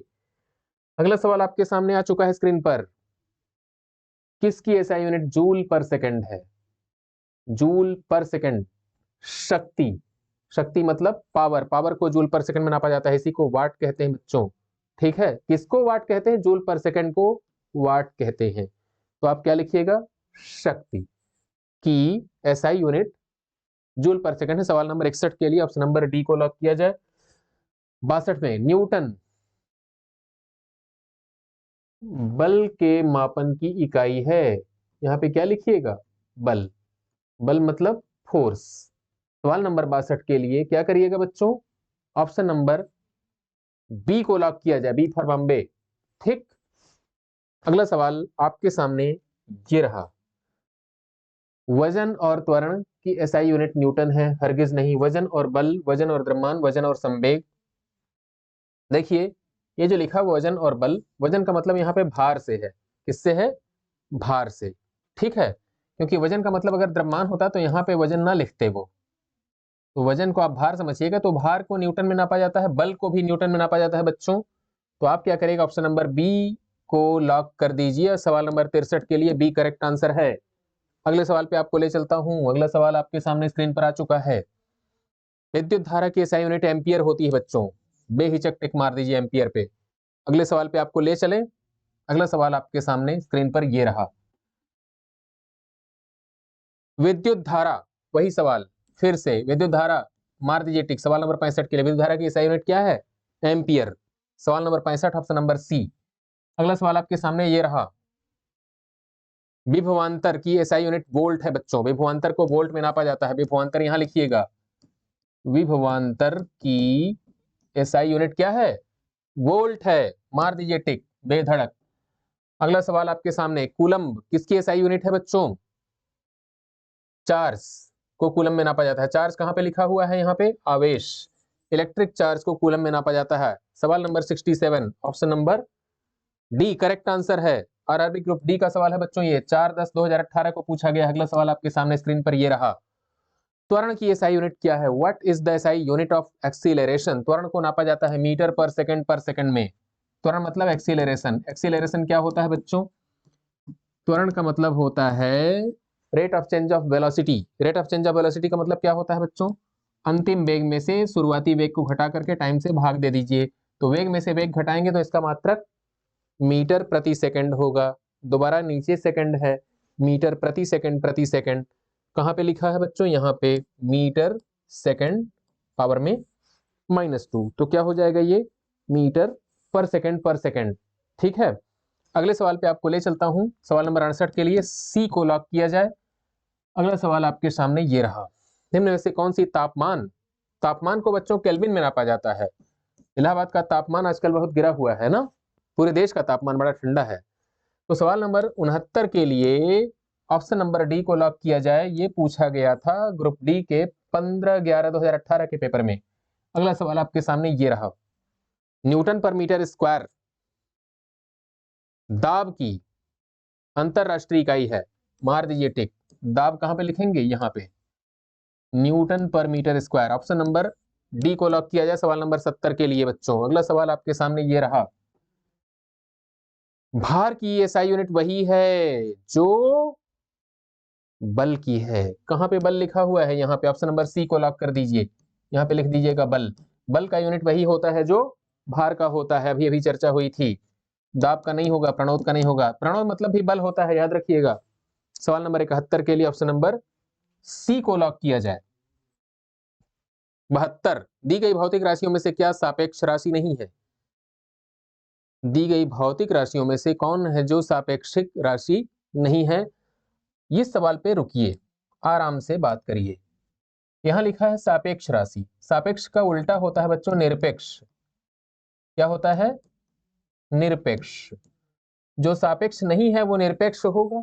निरपेक्ष को अंग्रेजी में कहते हैं एब्सोल्यूट। एब्सोल्यूट का मतलब क्या होता है बच्चों? जो ना तो शुरू हुआ है और ना तो समाप्त होगा, जिसका ना कोई आदि है और ना ही कोई अंत है, उसे कहते हैं निरपेक्ष, है ना? उसे सापेक्ष नहीं कहते। तो आइए सोचना शुरू करिए। त्वरण, त्वरण शुरू होता है और त्वरण खत्म भी होता है। वेग भी शुरू होता है, दूरी भी शुरू होती है, खत्म होती है। इलाहाबाद से कानपुर की दूरी 200 किलोमीटर है, मतलब इलाहाबाद एक बिंदु है, स्टार्टिंग पॉइंट है, ओरिजिन है। कानपुर हमारे लिए क्या है? लक्ष्य है, टारगेट है, गोल है। ये सापेक्षिक है, ये सापेक्षिक है, ये सापेक्षिक है। मतलब त्वरण सापेक्षिक है, वेग सापेक्षिक है, दूरी भी सापेक्षिक है। लेकिन समय बच्चों सापेक्षिक नहीं होता है। समय को कहां से शुरू किया जाए ये कोई नहीं जानता है। लिहाजा समय क्या होगा? निरपेक्ष। और निरपेक्ष को क्या कहते हैं? सापेक्ष नहीं है। कहां पर टिक मारिएगा? सवाल नंबर 72 के लिए ऑप्शन नंबर ए को लॉक किया जाए। सवाल नंबर 72 के लिए पहला विकल्प सही है बच्चों। अगले सवाल पे आपको ले चलता हूं। आपका अगला सवाल आपके सामने ये रहा स्क्रीन पर। निम्न में से किस राशि के लिए मात्रक नहीं होता है? घनत्व का होता है, बल का होता है, संवेग का होता है। आपेक्षिक घनत्व का कोई मात्रक नहीं होता है। आपेक्षिक घनत्व को रिलेटिव डेंसिटी कहते हैं बच्चों। It has no unit. सवाल नंबर 73 के लिए लॉक कीजिए ऑप्शन नंबर सी को। सवाल नंबर 74 आपके सामने स्क्रीन पर आ रहा है। निम्न में से किस युग्म की इकाइयां समान नहीं होती हैं? चाल और वेग की इकाई समान होती है, कार्य और ऊर्जा की इकाई समान होती है, दूरी और विस्थापन की समान होती है, बल और दाब की अलग अलग होती है। चाल को मीटर पर सेकंड, वेग को मीटर पर सेकंड में नापते हैं। ये लीजिए, मीटर पर सेकंड में चाल और वेग दोनों को, कार्य को और ऊर्जा को जूल में नापते हैं बच्चों। दूरी और विस्थापन दोनों को मीटर में नापा जाता है, लेकिन बल को न्यूटन में नापते हैं बच्चों, और दाब को न्यूटन पर मीटर स्क्वायर में नापते हैं। लिहाजा ये क्या है, अलग अलग। ऑप्शन नंबर डी को लॉक किया जाए सवाल नंबर 74 के लिए। D is correct answer. अगला सवाल आपके सामने आ चुका है। ओम मीटर प्रतिरोधकता, ये रेजिस्टिविटी इसकी यूनिट है ओम मीटर। ये है ओम मीटर, ध्यान से समझिएगा, OHMMETRE। ओम मीटर किसकी यूनिट है बच्चों, इसकी। यह है क्या, विशिष्ट प्रतिरोध। ठीक। अगला सवाल आपके सामने सवाल नंबर 76 आ चुका है स्क्रीन पे। मंदता की अंतरराष्ट्रीय इकाई क्या है? ध्यान से देखिएगा बच्चों, मंदता क्या होता है। यहां पे कायदे से अगर वो मंदन लिख देते तो ज्यादा बढ़िया करते। मंदन का मतलब होता है बच्चों रिटार्डेशन। क्या होता है, रिटार्डेशन। रिटार्डेशन मतलब मंदन, मंदन मतलब एक्सीलरेशन का उल्टा। यानी कोई बॉडी अगर त्वरण है उसमें, तो इसका मतलब कि वेग उसका बढ़ता जा रहा है, और मंदन है इसका मतलब कि वेग उसका घटता जा रहा है। तो वेग जब घटता जाता है तो वेग के घटने की जो दर होती है उसको मंदता या मंदन या रिटार्डेशन कहते हैं। इसका मात्रक भी वही होगा जो त्वरण का होता है। त्वरण का मात्रक क्या होता है, मीटर पर सेकंड स्क्वायर, यानी कि ऑप्शन नंबर डी। तो मंदता का मात्रक भी वही होगा, अर्थात सवाल नंबर 76 के लिए ऑप्शन नंबर डी को लॉक किया जाए। अगला सवाल आपके सामने ये रहा। 77, निम्नलिखित में से किन युग्म की एसआई इकाइयां समान हैं? बल और दूरी अलग अलग होते हैं बच्चों। ठीक, कहा जा रहा है निम्नलिखित में किस जोड़े की एसआई यूनिट समान है, तो हमको ये टिक नहीं मारना है। संवेग और बल ये भी अलग अलग होते हैं, बल और दाब ये भी अलग अलग होते हैं।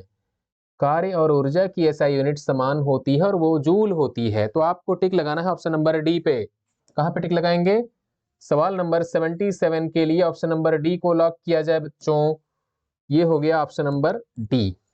कार्य की इकाई जूल, ऊर्जा की इकाई जूल, क्वेश्चन नंबर 77। अगला सवाल आपके लिए स्क्रीन पर आ चुका है। एक पास्कल किसके बराबर होता है? एक न्यूटन प्रति वर्ग मीटर के बराबर होता है। यानी कि एक न्यूटन का बल अगर 1 मीटर स्क्वायर जमीन पर लग रहा हो तो इस प्रेशर का नाम होता है 1 पास्कल। ठीक, 1 न्यूटन पर metre square is known as 1 pascal. सवाल नंबर 78 के लिए ऑप्शन नंबर ए को लॉक किया जाए। आरआरबी ग्रुप डी का सवाल था बच्चों। अगला सवाल आपके सामने आ चुका है स्क्रीन पर, निम्नलिखित का सही मिलान करें। कैसे मिलान किया जाएगा? वाट, किलोवाट, किलोवाट घंटा, हॉर्स पावर। देखिए, 1 हॉर्स पावर बराबर होता है 746 वाट। 1 किलोवाट घंटा बराबर होता है बच्चों 3.6 गुणे 10 घाते 6 जूल। इसको मिलाइए इससे, और 1 किलोवाट बराबर होता है 1000 वाट, और 1 वाट बराबर क्या हो जाएगा, 1 वाट बराबर लिखा हुआ है नैनोमीटर। ठीक, यही रॉन्ग लग रहा है, तो हमको मिलाना है। बाकी 3 अगर मिल जाते हैं तो हमारा काम हो जाएगा। 1 किलोवाट लिखा हुआ, 1 किलोवाट बराबर 1000 वाट। दूसरे को मिला दीजिए सी से। दूसरे का सी कहाँ कहाँ है, यहाँ पे है, यहाँ पे है, 2 जगह है। तो कौन कौन है जो उत्तर नहीं हो सकते हमारे लिए, पहले उसको चिन्हित कर लें। दूसरे का सी इसमें नहीं है, दूसरे का सी इसमें नहीं है, अर्थात ऑप्शन नंबर सी और ऑप्शन नंबर डी दौड़ से बाहर हो गए। अब बच गया ए और बी, इन्हीं दोनों में से कोई एक सही उत्तर होने वाला है। तो 1 हॉर्स पावर बराबर 746, मतलब चौथे को हम मिला दें डी से। चौथे का डी से मिलान यहां पे है बच्चों। पहला ही हमारे लिए करेक्ट आंसर है, ये भी दौड़ से बाहर हो गया है। बच गया क्या, option number A correct answer है बच्चों। ठीक, तो ये जो लिखा हुआ है 1 वाट बराबर 1 नैनोमीटर, ठीक है, नैनोमीटर एक्चुअली नहीं होना चाहिए वहां पे। तो सवाल नंबर 79 के लिए ऑप्शन नंबर ए को लॉक किया जाए। आरआरबी लोको पायलट और टेक्नीशियन का सवाल है ये, 2018 में पूछा गया है, 31 अगस्त को। अगले सवाल पे आपको ले चलता हूं बच्चों। अगला सवाल आपके सामने स्क्रीन पर है। विद्युत धारा की अंतरराष्ट्रीय इकाई क्या होती है? तो एम्पियर होती है। मार दीजिए टिक। सवाल नंबर 80 का बी फॉर बॉम्बे। 81 में तरंग दैर्ध्य को मीटर में नापा जाता है। तरंग दैर्ध्य को बहनों भाइयों किस में नापा जाता है? मीटर में। तरंग दैर्ध्य को ऐसे पेश करते हैं, लैम्बडा। ठीक है, लैम्बडा मतलब क्या होता है बच्चों? वेवलेंथ। वेवलेंथ मतलब क्या होता है? ये लंबाई को मेजर किया जा रहा है, लंबाई को हम लोग मीटर में नापते हैं। तो सवाल नंबर 81 के लिए ऑप्शन नंबर डी को लॉक किया जाए। सवाल नंबर 82, किसी पदार्थ की मात्रा को नापने के लिए निम्नलिखित में से किस इकाई का इस्तेमाल किया जाता है? तो पदार्थ की मात्रा को नापने के लिए मोल का इस्तेमाल किया जाता है। मोल समझते हैं ना? MOL dot. ठीक है, mole is the unit of amount of substance. पदार्थ की मात्रा को मोल में नापा जाता है। यह क्या है बच्चों? पदार्थ की मात्रा मूल मात्रक है और मोल क्या है? उसकी मूल यूनिट है या फंडामेंटल यूनिट है। ध्यान रखिएगा। अगला सवाल, निम्न में से कौन सा SI सिस्टम में मोल का प्रतीक है? MOL। सवाल नंबर 83 के लिए ऑप्शन नंबर बी पे टिक मार दीजिए। अगला सवाल आपके सामने, विद्युत ऊर्जा व्यय का वाणिज्यिक मात्रक किलोवाट घंटा होता है। कमर्शियल यूनिट किलोवाट घंटा, इसी को एक यूनिट भी कहा जाता है। 1 यूनिट किसके बराबर होता है? 3.6 गुणे 10⁻6 जूल के बराबर होता है बच्चों, याद रखिएगा। जूल नहीं होगा, वाट नहीं होगा, वोल्ट नहीं होगा। कमर्शियल यूनिट इलेक्ट्रिसिटी की क्या होती है? किलोवाट घंटा। अगला सवाल आपके सामने आ चुका है स्क्रीन पर। कूलम्ब पर सेकंड का दूसरा नाम क्या है? आई बराबर होता है बच्चों Q/T। क्यू मतलब चार्ज, चार्ज को नापा जाता है कूलम्ब में। किसमें नापा जाता है? कूलम्ब। और इसको टाइम को सेकंड में नापा जाता है। तो अगर टाइम को हम लोग सेकंड में नाप रहे हैं तो कूलम पर सेकंड को ही तो एम्पियर कहते हैं। तो कूलम पर सेकंड का दूसरा नाम क्या है? एम्पियर। सवाल नंबर 85 के लिए विकल्प बी पे टिक मार दीजिए। RRB जेई 28 मई 2019 तीसरा शिफ्ट। तरंग वेग का SI यूनिट क्या है? तरंग की जो वेग होती है बच्चों, उसको मीटर पर सेकंड में नहीं नापते, सेकंड में नहीं नापते, हर्ट्ज में नहीं नापते, मीटर में नापते। किस में नापेंगे? इसमें नापेंगे बच्चों, ऑप्शन नंबर बी, मीटर पर सेकंड। मीटर पर सेकंड मतलब तरंग की जो वेलोसिटी होती है, देखिए ध्यान से, v बराबर होता है n लैम्डा। ठीक है, v मतलब वेलोसिटी, n मतलब आवृत्ति या फ्रीक्वेंसी, लैम्डा मतलब तरंग दैर्ध्य। तो आपको वेग की बात की गई है, तो वेग को हम लोग नापेंगे बच्चों मीटर पर सेकंड में। सवाल नंबर 86 के लिए option number B correct answer है। RRB के जूनियर इंजीनियर का सवाल है 28 मई 2019 तीसरी पारी का सवाल है बच्चों। अगला सवाल आपके सामने आ चुका है RRB जेई का 22 मई 2019 चौथी पारी का। ध्वनि प्रदूषण डेसिबल में नापा जाता है। ये सवाल रिपीट हुआ है, अभी अभी हम लोगों ने चर्चा की थी थोड़ी देर पहले। ध्वनि प्रदूषण को डेसिबल में नापा जाता है। सवाल नंबर 87 के लिए ऑप्शन नंबर ए को लॉक किया जाता है। अगला सवाल आपके सामने स्क्रीन पर आ चुका है। ध्वनि की प्रबलता डेसिबल में मापी जा सकती है। वही सवाल दोबारा पूछा गया है बच्चों। सवाल नंबर 88 के लिए ऑप्शन नंबर सी को लॉक किया जाए। RRB NTPC और RRB ग्रुप डी दोनों में पूछा गया है ये सवाल। आगे है मापन। मापन समझते हैं आप लोग? मेजरमेंट। 1 एटमॉस्फेयर इक्वल टू वाट। बहुत बढ़िया।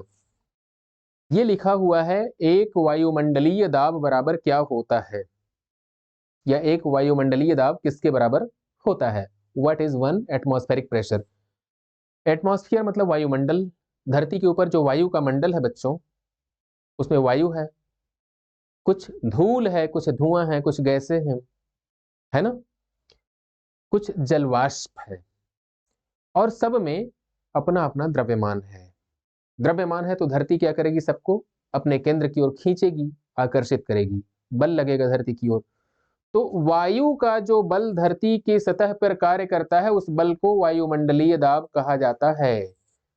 तो हम लोग धरती के निवासी हैं और धरती पे हम लोग निवास करते हैं, धरती पे हम लोग रहते हैं। तो हमारे सिर के ऊपर जो ये वायुमंडल है इतना बड़ा, इस वायु का प्रेशर हम लोगों के सिर पे लगता होगा, बिल्कुल लगता होगा। सिर पे ही नहीं, हमारे चेहरे पे, हमारे कंधे पे, हाथ पे, पैर पे, आंखों पे, कान पे, नाक पे, हर जगह लगता है। और उस प्रेशर को हम लोग बर्दाश्त करते हैं, सहते हैं। तो हम लोग दब क्यों नहीं जाते हैं भाई? क्योंकि हमारे भीतर खून है, और जो खून है वो बाहर की ओर दबाव डालता है। कैसा दबाव डालता है बच्चों बाहर की ओर? ब्लड प्रेशर कहते हैं उसको, आप लोग क्या कहते हैं? बीपी, रक्तचाप, है ना? तो जो बीपी होता है या ब्लड प्रेशर होता है, रक्तचाप होता है, वह बाहर की ओर दबाव डालता है। जो आपकी धमनियों में खून दौड़ रहा है, जो आपकी शिराओं में खून दौड़ रहा है, वो कैसा है? बाहर की ओर दबाव डालता है। और बाहर से जो ब्लड वो वायुमंडल का दाब है, दोनों एक दूसरे को संतुलित किए हुए हैं, इसलिए हम और आप महसूस ही नहीं करते कि हमारे ऊपर कुछ हो रहा है। लेकिन अगर आपको उठा करके चंद्रमा पे रख दिया जाए तो वहां पे कोई वायुमंडल नहीं है, और जब वायुमंडल नहीं है तो क्या होगा बच्चों? आपके खून का प्रेशर बाहर की ओर तो काम करेगा, लेकिन बाहर से भीतर की ओर जो प्रेशर है आपके शरीर पे वो नहीं है। लिहाजा आपकी नसें फट जाएंगी और खून बहने लगेगा और धीरे धीरे मौत हो जाएगी। तब क्या किया जाए? हम समझने की कोशिश करते हैं कि एक वायुमंडलीय दाब किसके बराबर होता है। तो यहां से लेकर के यहां तक बच्चों ध्यान से देखिएगा, ये जो वायुमंडल का प्रेशर आ रहा है, इस प्रेशर को नापा जाए। ये किसके बराबर होता है बच्चों? ये होता है 1.01 × 10⁵ पास्कल के बराबर। चारों ऑप्शन एक जैसे लगेंगे आपको, लेकिन आपको घबराना नहीं है, ध्यान से देखना है। 1.01 into 10⁵ pascal, this is the value of 1 atmosphere. इसी को टिक मार दीजिए बच्चों। सवाल नंबर 89 के लिए पहला ऑप्शन करेक्ट आंसर है। इसका मतलब ये होता है, पास्कल का मतलब होता है न्यूटन प्रति वर्ग मीटर। अगर आप ध्यान से देखिए, ऐसे समझिए कि यहाँ पे कोई आदमी है, छोटा सा आदमी जिसकी हाइट अभी कम है, बच्चा टाइप का आदमी। उसके चेहरे का, बाल का, गाल का, हाथ का, पैर का, पीठ का, पेट का, सबका जो क्षेत्रफल है वो अगर 1 मीटर स्क्वायर होता, हालांकि वयस्क मनुष्य के लिए पूरे शरीर का क्षेत्रफल होता है 2 वर्ग मीटर। लोग कहते हैं ना, मारते मारते खाल खींच लूंगा, ये मुहावरा सुना है ना? तो अगर मान लीजिए कि मनुष्य की खाल उतार ली जाए, एक वयस्क मनुष्य की खाल उतार ली जाए और जमीन पे बिछाया जाए, तो उसका क्षेत्रफल कितना होगा? 2 वर्ग मीटर अप्रॉक्स, लगभग 2 वर्ग मीटर। हम ये कहना चाहते हैं कि अगर 1 वर्ग मीटर क्षेत्रफल होता तो उस पर 1,00,000 न्यूटन का बल लगता है। बहुत बड़ा बल है ये। यही वायुमंडलीय दाब है जो 1,00,000 न्यूटन प्रति वर्ग मीटर कहलाता है। इसी को पास्कल कहते हैं बच्चों। और ये होता है 1.01 इंटू 10⁵ पास्कल। सवाल नंबर 89 के लिए ऑप्शन नंबर ए को लॉक किया जाए। अगला सवाल आपके सामने आ चुका है स्क्रीन पर। एक हॉर्स पावर किसके बराबर होता है बच्चों? तो ये 746 वाट के बराबर होता है, याद रखिएगा। ये नहीं है, ये नहीं है, ये भी नहीं है। ठीक है। सवाल नंबर 90 के लिए ऑप्शन नंबर सी को लॉक किया जाए। दोस्तों अगला सवाल आपके सामने आ चुका है। 746 वाट को कहा जाता है एक अश्व शक्ति, एक हार्स पावर। सवाल नंबर 91, पहला ऑप्शन लॉक किया जाए। अगला सवाल आपके सामने स्क्रीन पर आ चुका है। एक डायोप्टर किसके बराबर होता है बच्चों? एक डायोप्टर का मतलब होता है 1 मीटर इनवर्स। अभी अभी बात हुई थी थोड़ी देर पहले। पावर ऑफ लेंस बराबर होता है 1/फोकल लेंथ इन मीटर। तो फोकल लेंथ को मीटर में लिखेंगे तो मीटर जब ऊपर जाएगा तो क्या हो जाएगा? ये मीटर इनवर्स। इसी को हम लोग कहते हैं डायोप्टर। क्या कहते हैं? डायोप्टर। तो एक डायोप्टर किसके बराबर होगा बच्चों? Metre inverse. 1 मीटर किसके बराबर होता है? 10⁻6 माइक्रोन के बराबर होता है बच्चों। 1 माइक्रोन बराबर होता है 10⁻⁻6 मीटर। तो 1 मीटर बराबर हो जाएगा 10⁻6 माइक्रोन। सवाल नंबर 93 के लिए ऑप्शन नंबर बी को लॉक किया जाए बच्चों। अगला सवाल आपके सामने स्क्रीन पर आ चुका है, ध्यान दीजिएगा। 94, परमाणु की त्रिज्या किस में नापी जाती है? मिलीमीटर, सेंटीमीटर, किलोग्राम, नैनोमीटर में नापी जाती है बच्चों। परमाणु की त्रिज्या किस में नापी जाएगी? नैनोमीटर। किसको कहते हैं नैनोमीटर? 1 नैनोमीटर बराबर होता है 10⁻⁻9 मीटर। ये है आपके लिए सवाल नंबर 94 का option number D correct answer. और अभी जेई का सवाल है 30/8/2019 को पूछा गया था दोस्तों, पहली पारी में। फिर से देखिए आरआरबी जेई का सवाल आ गया 14 दिसंबर 2014 का, ग्रीन पेपर। प्रदीप्ति इल्यूमिनेशन की माप निम्न में से किसका इस्तेमाल करके की जाती है? तो मिली वोल्ट मीटर, ये वोल्टेज को नापता है। स्ट्रोबोस्कोप ये नहीं होता। पीएच मीटर ये नहीं होता। लक्स मीटर होता है बच्चों। ठीक, ऑप्शन नंबर सी को लॉक किया जाए सवाल नंबर 95 के लिए। सवाल नंबर 95 के लिए ऑप्शन नंबर सी को लॉक कर दीजिए बच्चों। अगला सवाल आपके सामने स्क्रीन पर क्या है? 1 किलोवाट घंटा बराबर क्या होता है? बहुत लोकप्रिय सवाल है। 1 2 3 4 5। इसकी लोकप्रियता का अंदाजा आप इसी बात से लगा सकते हैं कि 5-5 बार पूछा गया है। 4 बार ग्रुप डी में पूछा गया है और 1 बार असिस्टेंट लोको पायलट और टेक्नीशियन की परीक्षा में पूछा गया है बच्चों। 3.6 × 10⁻6 जूल कहां पे है? यहां पे है, तलाश करिए। ऑप्शन नंबर सी को लॉक किया जाए सवाल नंबर 96 के लिए। Option number C correct answer. अगला सवाल आपके सामने स्क्रीन पर ये रहा। 1 किलोवाट घंटा, 36 के बाद 5 बार 0, ये 3.6 × 10⁻6 जूल, यही करेक्ट आंसर है बच्चों। ऑप्शन नंबर डी को लॉक किया जाए सवाल नंबर 97 के लिए। अगला सवाल, ये आरआरबी जेई 30/8/2019 का सवाल था, पहली पारी का बच्चों। अगले सवाल पे आपको ले चलता हूं। अगला सवाल आपके सामने स्क्रीन पर आ चुका है, ये रहा। 1 किलोवाट बराबर क्या होता है? 1 किलोवाट बराबर 1000 वाट। 1000 वाट का मतलब 1000 जूल पर सेकंड। तो कहां पे टिक मार दिया जाए? यहां पे। ये सवाल नंबर 98 के लिए पहले ऑप्शन पे टिक मार दीजिए बच्चों। अगला सवाल आपके सामने ये रहा। 1 किलोवाट मतलब 1000 वाट शक्ति के बराबर होता है। तो कहां पे टिक मार दिया जाए? यहां पे टिक मार दिया जाए। Option number D correct answer. सवाल नंबर 99 के लिए चौथा विकल्प बिल्कुल सही उत्तर है। 1000 वाट आपके सामने आ चुका है। 5.5 किलोवाट घंटा बराबर क्या होगा? बहुत बढ़िया सवाल बच्चों। 5.5 किलोवाट घंटा। अभी अभी हम लोगों ने चर्चा की थी कि 1 किलोवाट घंटा बराबर होता है 3.6 × 10⁻6 जूल। तो ये जो 5.5 किलोवाट घंटा हो जाएगा, तो 5.5 का गुणा कर दीजिएगा। कर दिया गुणा।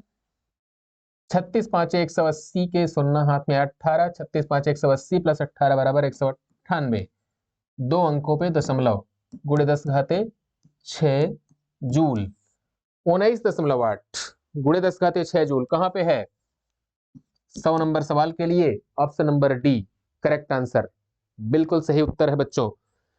अगला सवाल आपके सामने स्क्रीन पर आ चुका है। 5.6 किलोवाट घंटा, वही सवाल, करीब करीब वही सवाल। 5.6 गुणे 10⁻6 गुणे 3.6 कर लीजिए। 36 का पहाड़ आपको आता है। 36 6 का 216, हाथ में आए 21। 36 5 121, 180, 180 + 21 बराबर 201। दशमलव यहां लगा दीजिए। 10⁻6 कर दीजिए। 20.16 गुणे 10⁻6 जूल, ये टिक मार दीजिए। सवाल नंबर 101 के लिए पहला ऑप्शन करेक्ट आंसर है बच्चों। अगला सवाल आपके सामने स्क्रीन पर आ चुका है। 1 न्यूटन बराबर क्या होता है? 1 न्यूटन बराबर क्या होता है बच्चों? न्यूटन का मतलब बल का मात्रक। बल का मतलब, बल को आप कहते हैं किलोग्राम मीटर पर सेकंड स्क्वायर। ठीक, न्यूटन बल का मात्रक है। बल बराबर होता है द्रव्यमान गुणे त्वरण। तो 1 किलोग्राम मीटर पर सेकंड स्क्वायर, 1 किलोग्राम गुणे 1 मीटर पर सेकंड स्क्वायर, ये इस पे टिक मार दीजिए। सवाल नंबर 102 के लिए ऑप्शन नंबर बी पे बच्चों, बेहिचक सवाल नंबर 102 ऑप्शन नंबर बी आपका करेक्ट आंसर है। आरआरबी ग्रुप डी का सवाल है। 10/12/2018 को पूछा गया है बच्चों ये सवाल। अगले सवाल पे आपको ले चलता हूं। अगला सवाल ये है, 1 न्यूटन बराबर क्या होता है? 1 किलोग्राम मीटर पर second square. Option number B को लॉक किया जाए सवाल नंबर 103। अगला सवाल आपके सामने स्क्रीन पर आरआरबी ग्रुप डी का सवाल है। 5/12/2018, 4.6 किलोवाट घंटा। बहुत बढ़िया। देखिए 1 किलोवाट घंटा बराबर होता है बच्चों 3.6 गुणे 10⁻6 जूल। लिहाजा 4.6 में क्या करिएगा? 3.6 गुणे 10⁻6 से गुणा कर दीजिएगा।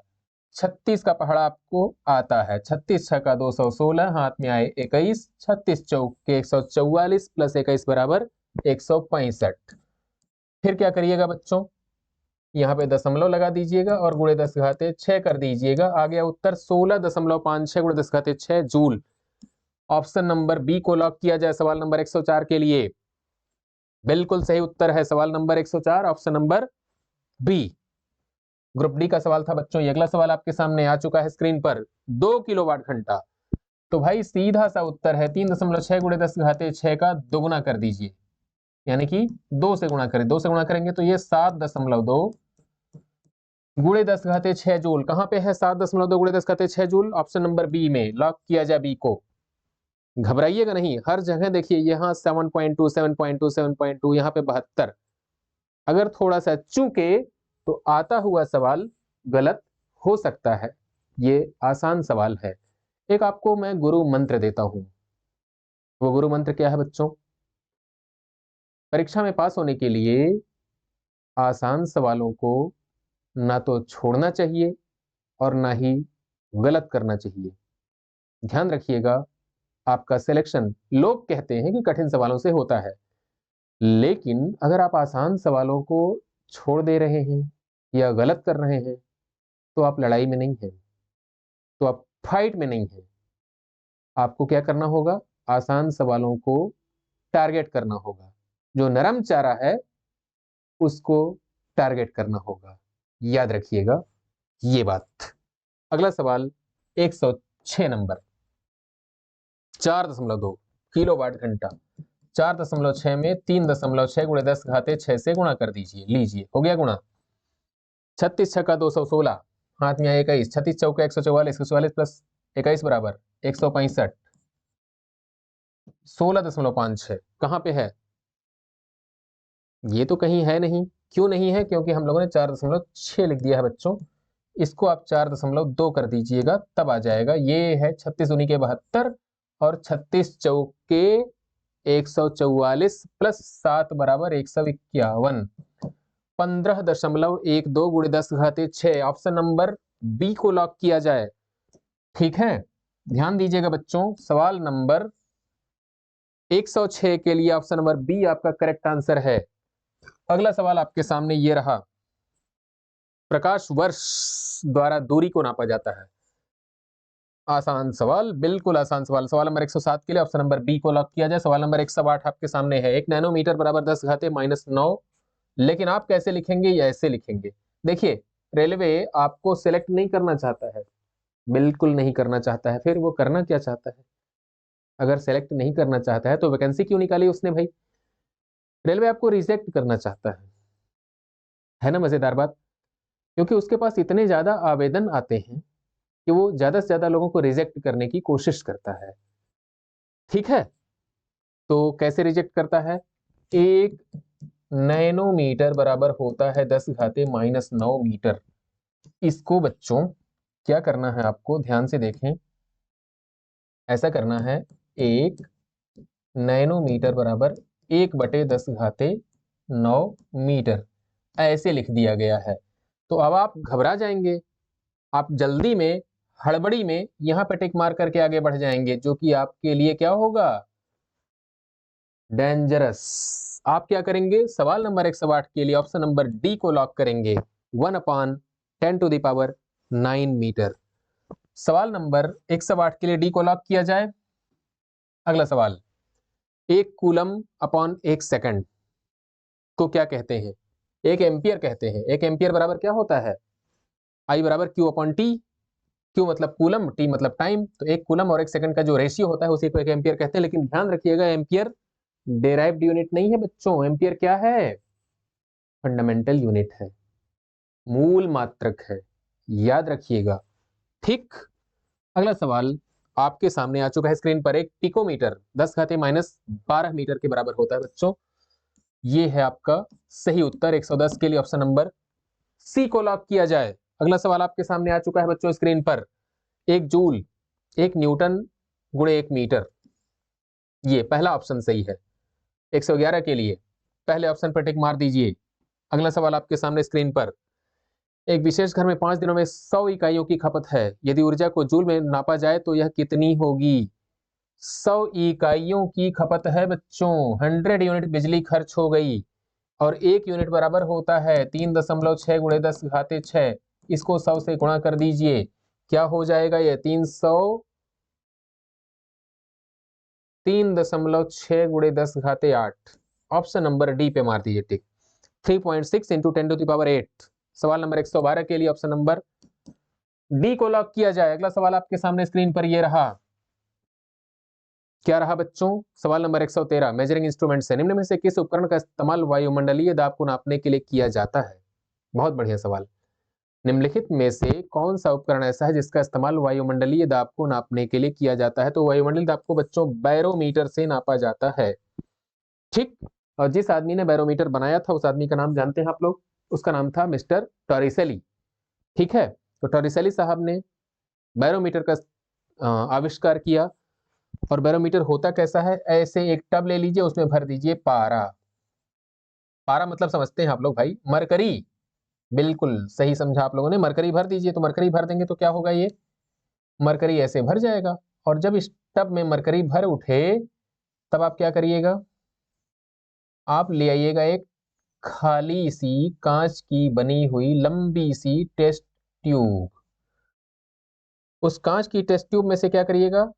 उसका हवा निकाल दीजिए, पहले तो निर्वात हो जाए अंदर। और जब अंदर निर्वात हो जाए तब क्या होगा बच्चों? उसको उल्टा करके ऐसे इसमें डुबाइएगा।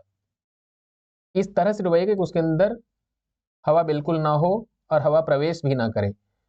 ऐसे छोड़ देंगे जब आप, तो क्या होगा मालूम है? यह जो मरकरी है, यह जो मरकरी है बच्चों, ये मरकरी ऐसे ऊपर चढ़ना शुरू करेगा। ये लीजिए, मरकरी ऊपर चढ़ रहा है। और चढ़ते चढ़ते जब ये यहां तक चढ़ेगा, कहां तक चढ़ेगा बच्चों? ये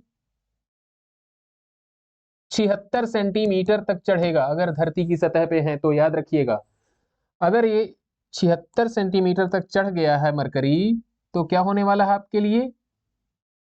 इसी 76 सेंटीमीटर के कॉलम, कौन सा कॉलम? मरकरी का कॉलम। इसका प्रेशर जो होता होगा, कहां पे होता होगा? यहां पे होता है, यहां पे। इस प्रेशर को एच डी जी वाले फॉर्मूले से कैलकुलेट कर लीजिएगा। एच क्या है? इस कॉलम की हाइट 76 सेंटीमीटर। डी क्या है? पारे का घनत्व।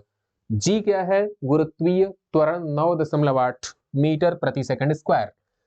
इनका गुणा भाग कर लेंगे बच्चों, तो जो आएगा वो 1.01 गुणे 10 घाते 5 पास्कल आता है। इसी को वायुमंडलीय दाब कहते हैं।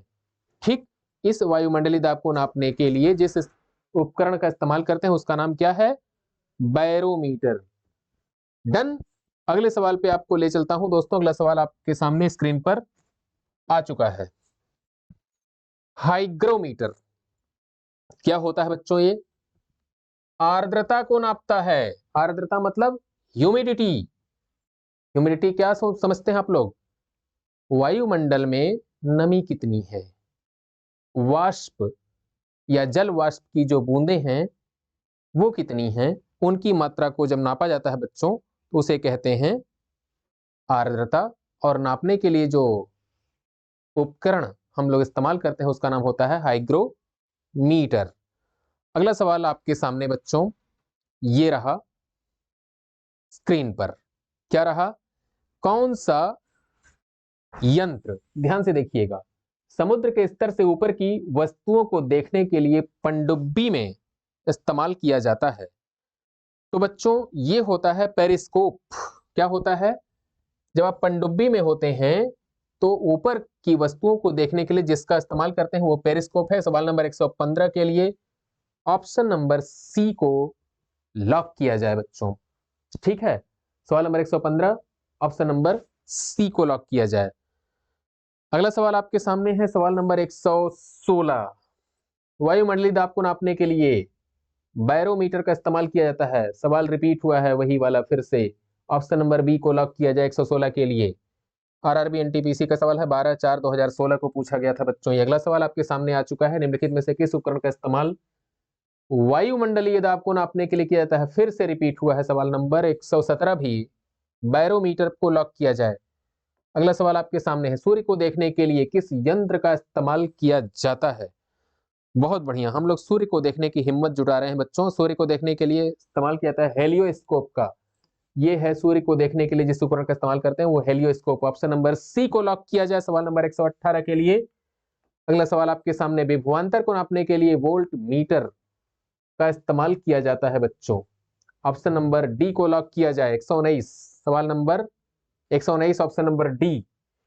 आरआरबी ग्रुप डी का सवाल है बच्चों, 8/10/2018 को पूछा गया है सवाल ये। अगला सवाल आपके सामने, विभवांतर को नापने के लिए वोल्ट मीटर का इस्तेमाल किया जाता है। अगला सवाल आपके सामने ये रहा, सर्किट में बिजली के प्रवाह का पता लगाने हेतु निम्न में से किस उपकरण का इस्तेमाल किया जाता है? तो ये होता है बच्चों गैल्वेनोमीटर। ठीक है, धारा किस ओर बह रही है, कितनी बह रही है, इसके लिए गैल्वेनोमीटर का इस्तेमाल किया जाता है। सवाल नंबर 121 का ऑप्शन नंबर ए लॉक किया जाए। एनटीपीसी स्टेज पहला, शिफ्ट दूसरा। अगला सवाल, एक शाफ्ट की आवर्तन, शाफ्ट मतलब समझते हैं आप लोग धुरा, जैसे ट्रक चलता है, ट्रक के नीचे कभी झांक के देखिए, चलते हुए ट्रक में नहीं भाई, ट्रक जब रुका हो तो दूर से देखना, हाँ, उसमें एक शाफ्ट होता है, वो घूमता रहता है, धुरा क्या होता है, रोटेट करता है। या कई बार ऐसा होता है, गेहूं पीसने की जो चक्की होती है वहां पे मोटर से गतिज ऊर्जा को गेहूं पीसने की चक्की तक शिफ्ट करने के लिए आपके पास बेल्ट और पुली का सहारा लिया जाता है। तो वहां पे शाफ्ट आप देखेंगे घूमता है, तो शाफ्ट के घूमने की जो रफ्तार है उसको नापने के लिए हम लोग टैकोमीटर का इस्तेमाल करते हैं बच्चों। सवाल नंबर 122 के लिए ऑप्शन नंबर बी को लॉक किया जाए। Question number 122 option number B lock किया जाए। अगला सवाल आपके सामने, पोटेंशियोमीटर क्या है? एक मापन उपकरण है, संयोजक उपकरण है, या फिर क्या है बच्चों ये, अंशांकन या फिर संकेतक। मार दीजिए टिक, मेजरिंग इंस्ट्रूमेंट है, मापक उपकरण है बच्चों। पहला ऑप्शन करेक्ट आंसर। सवाल नंबर 1, 2, 3 ऑप्शन नंबर ए। अगला सवाल, इनमें से किस उपकरण में विद्युत धारा मापी जाती है? तो विद्युत धारा एमीटर से नापी जाती है बच्चों। आसान सवाल। सवाल नंबर 124 के लिए ऑप्शन नंबर बी को लॉक किया जाए। अगला सवाल आपके सामने स्क्रीन पर आ चुका है, 125 एमीटर को परिपथ में सीरीज में जोड़ा जाता है, यही सही है। ठीक, और एमीटर में निम्न वैद्युत प्रतिरोध होना चाहिए, यह भी सही है। कम विद्युत खींचता है, यह भी सही है। तो फिर इसका मतलब कि सभी सही है। तो आप कहां पर टिक मारेंगे? 125 के लिए ऑप्शन नंबर डी को लॉक किया जाए। इसके चारों सही हैं, लिहाजा आप डी के लिए टिक मार दीजिए बच्चों। आरआरबी जेईई 2014 रेड पेपर 14/12/2014 का सवाल है ये। सवाल number 125 option number D lock किया जाए। कैसे लॉक करेंगे? ऐसे लॉक कर दीजिए, रेड पेपर का सवाल है ना। लीजिए, हमने रेड से लॉक कर दिया। सवाल नंबर 125 ऑप्शन नंबर डी को लॉक किया जाए, आरआरबी जेईई 2014। अगला सवाल आपके सामने आ चुका है, किसको मापने के लिए स्टेलाग्मोमीटर का इस्तेमाल किया जाता है? बहुत बढ़िया सवाल, बहुत बढ़िया सवाल। नंबर 126 के लिए बच्चों, ये तरल की दी गई बूंदों की सही संख्या का निर्धारण करके सतह के तनाव को नापने में किया जाता है, यानी कि पृष्ठ तनाव को नापा जाता है बच्चों। सवाल नंबर 126 के लिए ऑप्शन नंबर बी को लॉक किया जाए। पृष्ठ तनाव को नापने के लिए हम इस्तेमाल करते हैं स्टेलाग्मोमीटर। सवाल नंबर 126 option number B for Bombay, senior section engineer, 21 दिसंबर 2014 का सवाल है। अगला सवाल आपके सामने आ चुका है, ओडोमीटर एक ऐसा उपकरण है जिसका इस्तेमाल गाड़ियों में क्या नापा जाता है बच्चों? दूरी को नापा जाता है। सवाल नंबर 127 के लिए, सवाल नंबर 127 का option number B, B for Bombay, मार दीजिए टिक। ओडोमीटर का इस्तेमाल दूरी नापने के लिए किया जाता है बच्चों।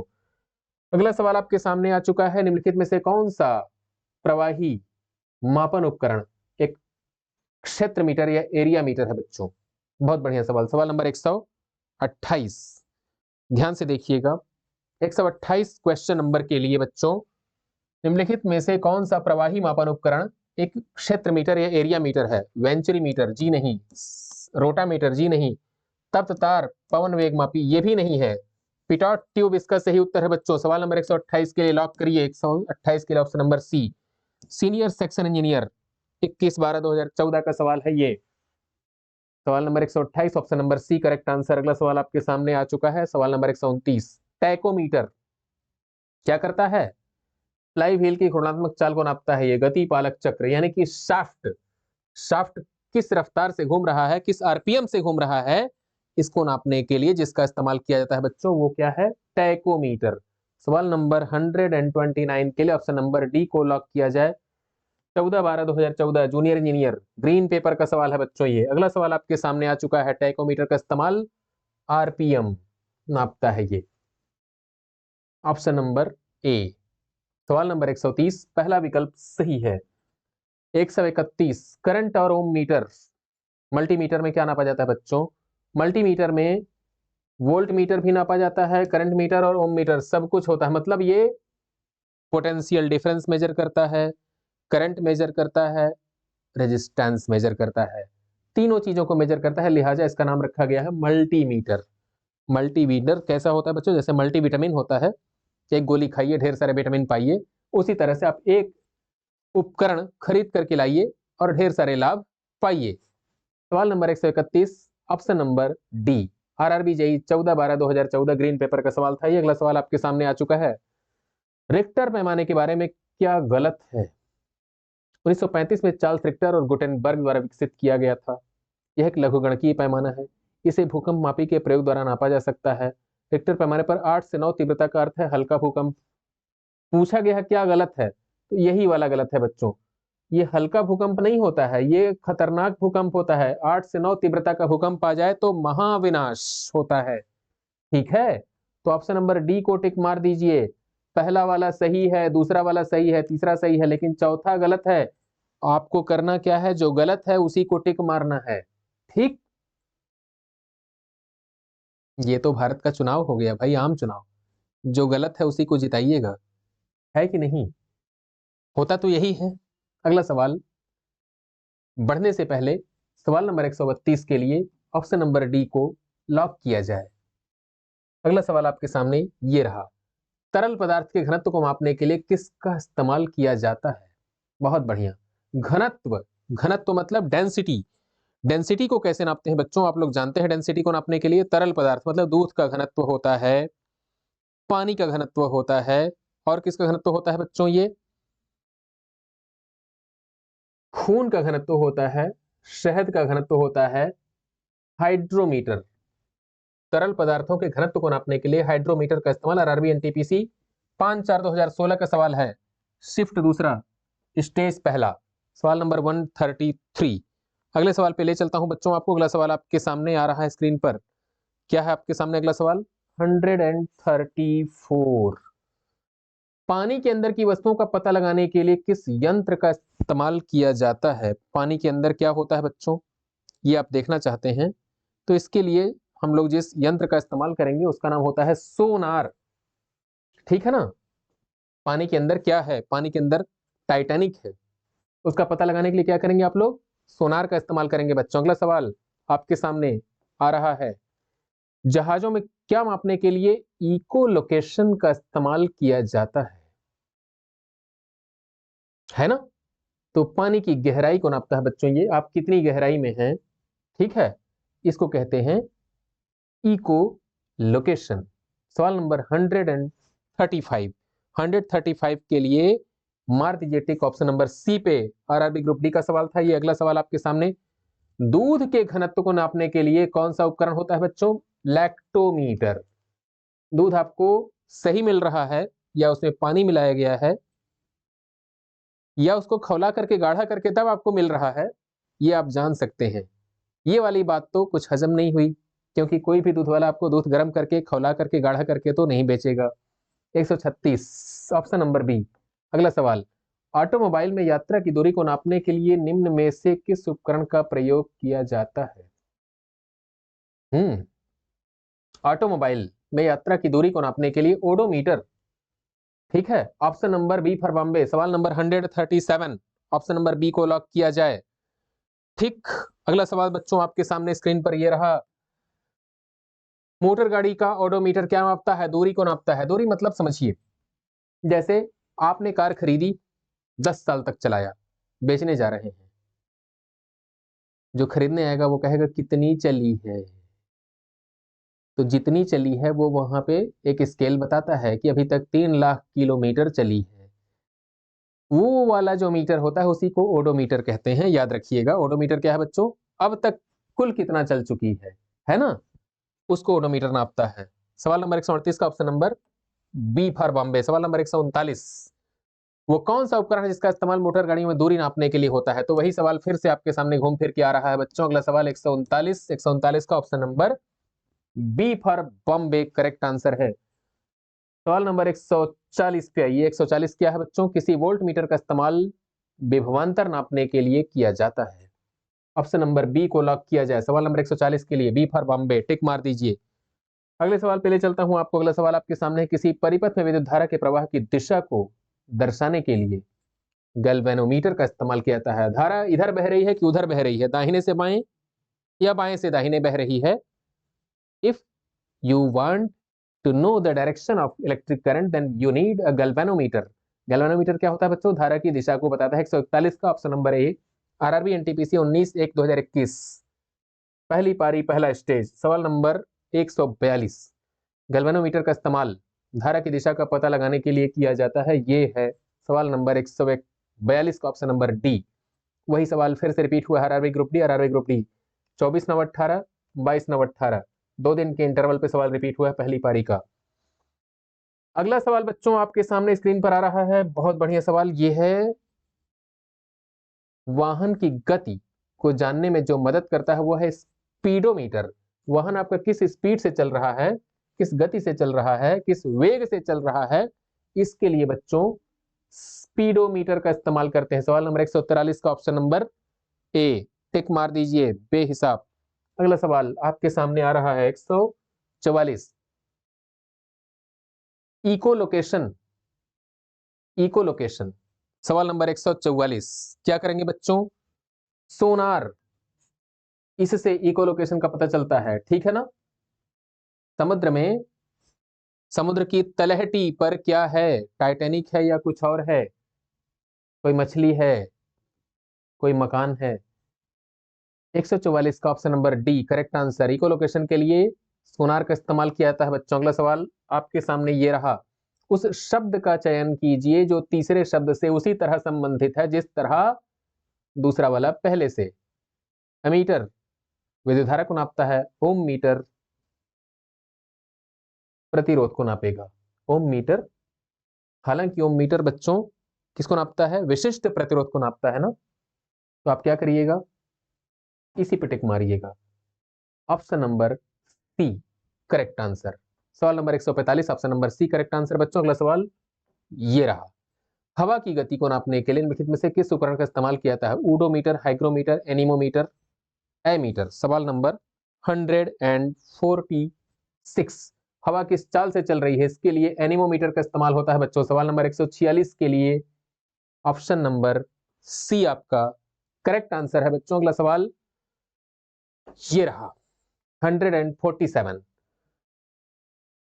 हवा की शक्ति और वेग को नापने के लिए किसका इस्तेमाल किया जाता है? अभी अभी पता चला है कि एनीमोमीटर का इस्तेमाल किया जाता है। 147 के लिए भी ऑप्शन नंबर डी को लॉक किया जाए बच्चों। एनीमोमीटर का इस्तेमाल किया जाता है किसके लिए? हवा की गति को नापने के लिए। तो अगले सवाल पे आपको ले चलता हूं। अगला सवाल आपके सामने आ रहा है 148, एनीमोमीटर का इस्तेमाल किया जाता है वायु की गति के लिए। वायु की गति कहाँ है? Option number B for Bombay, ये लीजिए। सवाल नंबर 148 का option number B RRB NTPC का सवाल है बच्चों। 23/7/2021 को पूछा गया था। अगला सवाल आपके सामने 149, निम्नलिखित में से कौन सी मशीन झूठ का पता लगाती है बच्चों? तो झूठ का पता लगाने वाली जो मशीन होती है आप लोग जानते हैं ना, पॉलीग्राफ कहते हैं उसको, ये है। सवाल नंबर 149 के लिए ऑप्शन नंबर सी को लॉक किया जाए। टेलीस्कोप हो नहीं सकता, फोटोमीटर हो नहीं सकता, टैकोमीटर हो नहीं सकता, पॉलीग्राफ सही उत्तर। अगला सवाल आपके सामने है, लाई डिटेक्टर उपकरण को पॉलीग्राफ के रूप में भी जाना जाता है, ये है सवाल नंबर 150 का ऑप्शन नंबर डी। आगे है बच्चों सवाल नंबर 151। क्या है बच्चों सवाल नंबर 151? आइए देखते हैं सवाल नंबर 151 के लिए। क्वेश्चन नंबर 151 ये है सवाल, भट्ठियों जैसे अपेक्षाकृत उच्च तापमान मापने के लिए निम्नलिखित में से किस यंत्र का उपयोग किया जाता है? बहुत बढ़िया सवाल है, सवाल नंबर 151। दोस्तों, बोलोमीटर हरगिज नहीं, एमीटर हरगिज नहीं, फ्लक्स मीटर जे नहीं, पायरोमीटर। जैसे कोई भट्ठी है जिसमें हम लोग लोहे को पिघला रहे हैं, तो उसका टेम्परेचर बहुत ज्यादा होगा। उस टेम्परेचर को नापने के लिए आप क्या करें, थर्मामीटर का इस्तेमाल करेंगे, हरगिज नहीं। पायरोमीटर का इस्तेमाल किया जाता है बच्चों, जो हाई टेम्परेचर को मेजर करता है। ठीक, तो अदिश राशि मतलब जिसमें डायरेक्शन ना हो। संवेग ये सदिश है बच्चों। बल ये भी सदिश है। संवेग सदिश है, बल सदिश है, वेग सदिश है। बच गया द्रव्यमान। द्रव्यमान वो है जो अदिश है बच्चों, तो आपको टिक मारना है सवाल नंबर 152 पे, ऑप्शन नंबर सी पे। क्वेश्चन नंबर 152 के लिए ऑप्शन नंबर सी को लॉक किया जाए। आरआरबी एनटीपीसी 28 दिसंबर 2020 के दूसरी वाली पाली के पहले स्टेज का सवाल है बच्चों। ये निम्नलिखित में से कौन सी अदिश राशि है? द्रव्यमान अदिश राशि है। आपको ले चलता हूं अगले सवाल पे। अगला सवाल आपका 153 कहा जा रहा है किस राशि को केवल परिमाण है, दिशा नहीं। परिमाण है, दिशा नहीं, इसका मतलब वो अदिश है। तो अदिश देखिए कार्य है। कार्य क्या है? अदिश राशि है बच्चों, स्केलर क्वांटिटी है। ये वेक्टर है, ये वेक्टर है, ये वेक्टर है। अर्थात आवेग जो है, आवेग मतलब इंपल्स, ये वेक्टर क्वांटिटी है। विस्थापन यानी कि डिस्प्लेसमेंट, ये भी वेक्टर है। बल यानी कि फोर्स, ये भी वेक्टर है। तो आपको टिक लगाना है। किस पे टिक लगाइएगा आप टिक लगाएंगे बच्चों कार्य पे। कार्य अर्थात वर्क। ये क्या है? अदिश राशि है। अगले सवाल पे ले चलता हूं आपको। अगला सवाल है आपकी स्क्रीन पर, ये 154 निम्नलिखित में से किसमें केवल परिमाण होता है, दिशा नहीं होती है? तो दोस्तों वही सवाल फिर से रिपीट हो रहा है, ध्यान से देखिए। कार्य में केवल परिमाण होता है, दिशा नहीं होती। संवेग में दिशा होती है, विस्थापन में दिशा होती है, बल में दिशा होती है, और कार्य क्या है? अदिश राशि है बच्चों। 154 के लिए ऑप्शन नंबर सी को लॉक किया जाए। आपका अगला सवाल आपकी स्क्रीन पर यह रहा 155, इनमें से कौन सी राशि सदिश नहीं है? बहुत बढ़िया। शक्ति, बल आघूर्ण, विस्थापन, त्वरण। तो जो बल आघूर्ण है बच्चों, ये वेक्टर क्वांटिटी है। विस्थापन ये भी वेक्टर है। त्वरण ये भी वेक्टर है। बच गया है पावर। पावर यानी कि शक्ति। तो पावर बराबर होता है बच्चों work done upon time taken. Work क्या है? अदिश। टाइम क्या है? अदिश। तो एक अदिश राशि को दूसरे अदिश राशि से आप क्या कर रहे हैं? डिवाइड। क्या मिलेगा आपको? अदिश। अदिश क्या है? शक्ति। किस पे टिक लगाएंगे 155 के लिए? ऑप्शन नंबर ए पे लॉक कर दीजिए। आरआरबी एनटीपीसी 9 मार्च 2021 को पूछा गया है, पहली शिफ्ट के पहले स्टेज का सवाल है बच्चों। अगला सवाल आपकी स्क्रीन पर यह है 156, निम्नलिखित में से कौन सी एक वेक्टर क्वांटिटी नहीं है? ये खतरनाक सवाल होते हैं। जब आपसे सवाल निगेटिव सेंस में पूछ लिया जाए तो आपको चैतन्य हो जाने की जरूरत होती है, आप थोड़ा सा सचेत हो जाइएगा। अक्सर क्या होता है कि यह जो नहीं छुपा हुआ है ना, इसी को हम लोग इग्नोर कर देते हैं, जल्दबाजी में भूल जाते हैं, और हमारा सवाल आता हुआ एक आसान सा सवाल गलत कर देते हैं। आपको नहीं करना है। निम्नलिखित में से कौन सी एक वेक्टर क्वांटिटी नहीं है? तो वेक्टर क्वांटिटी नहीं है, उसी को आप चुन लीजिए।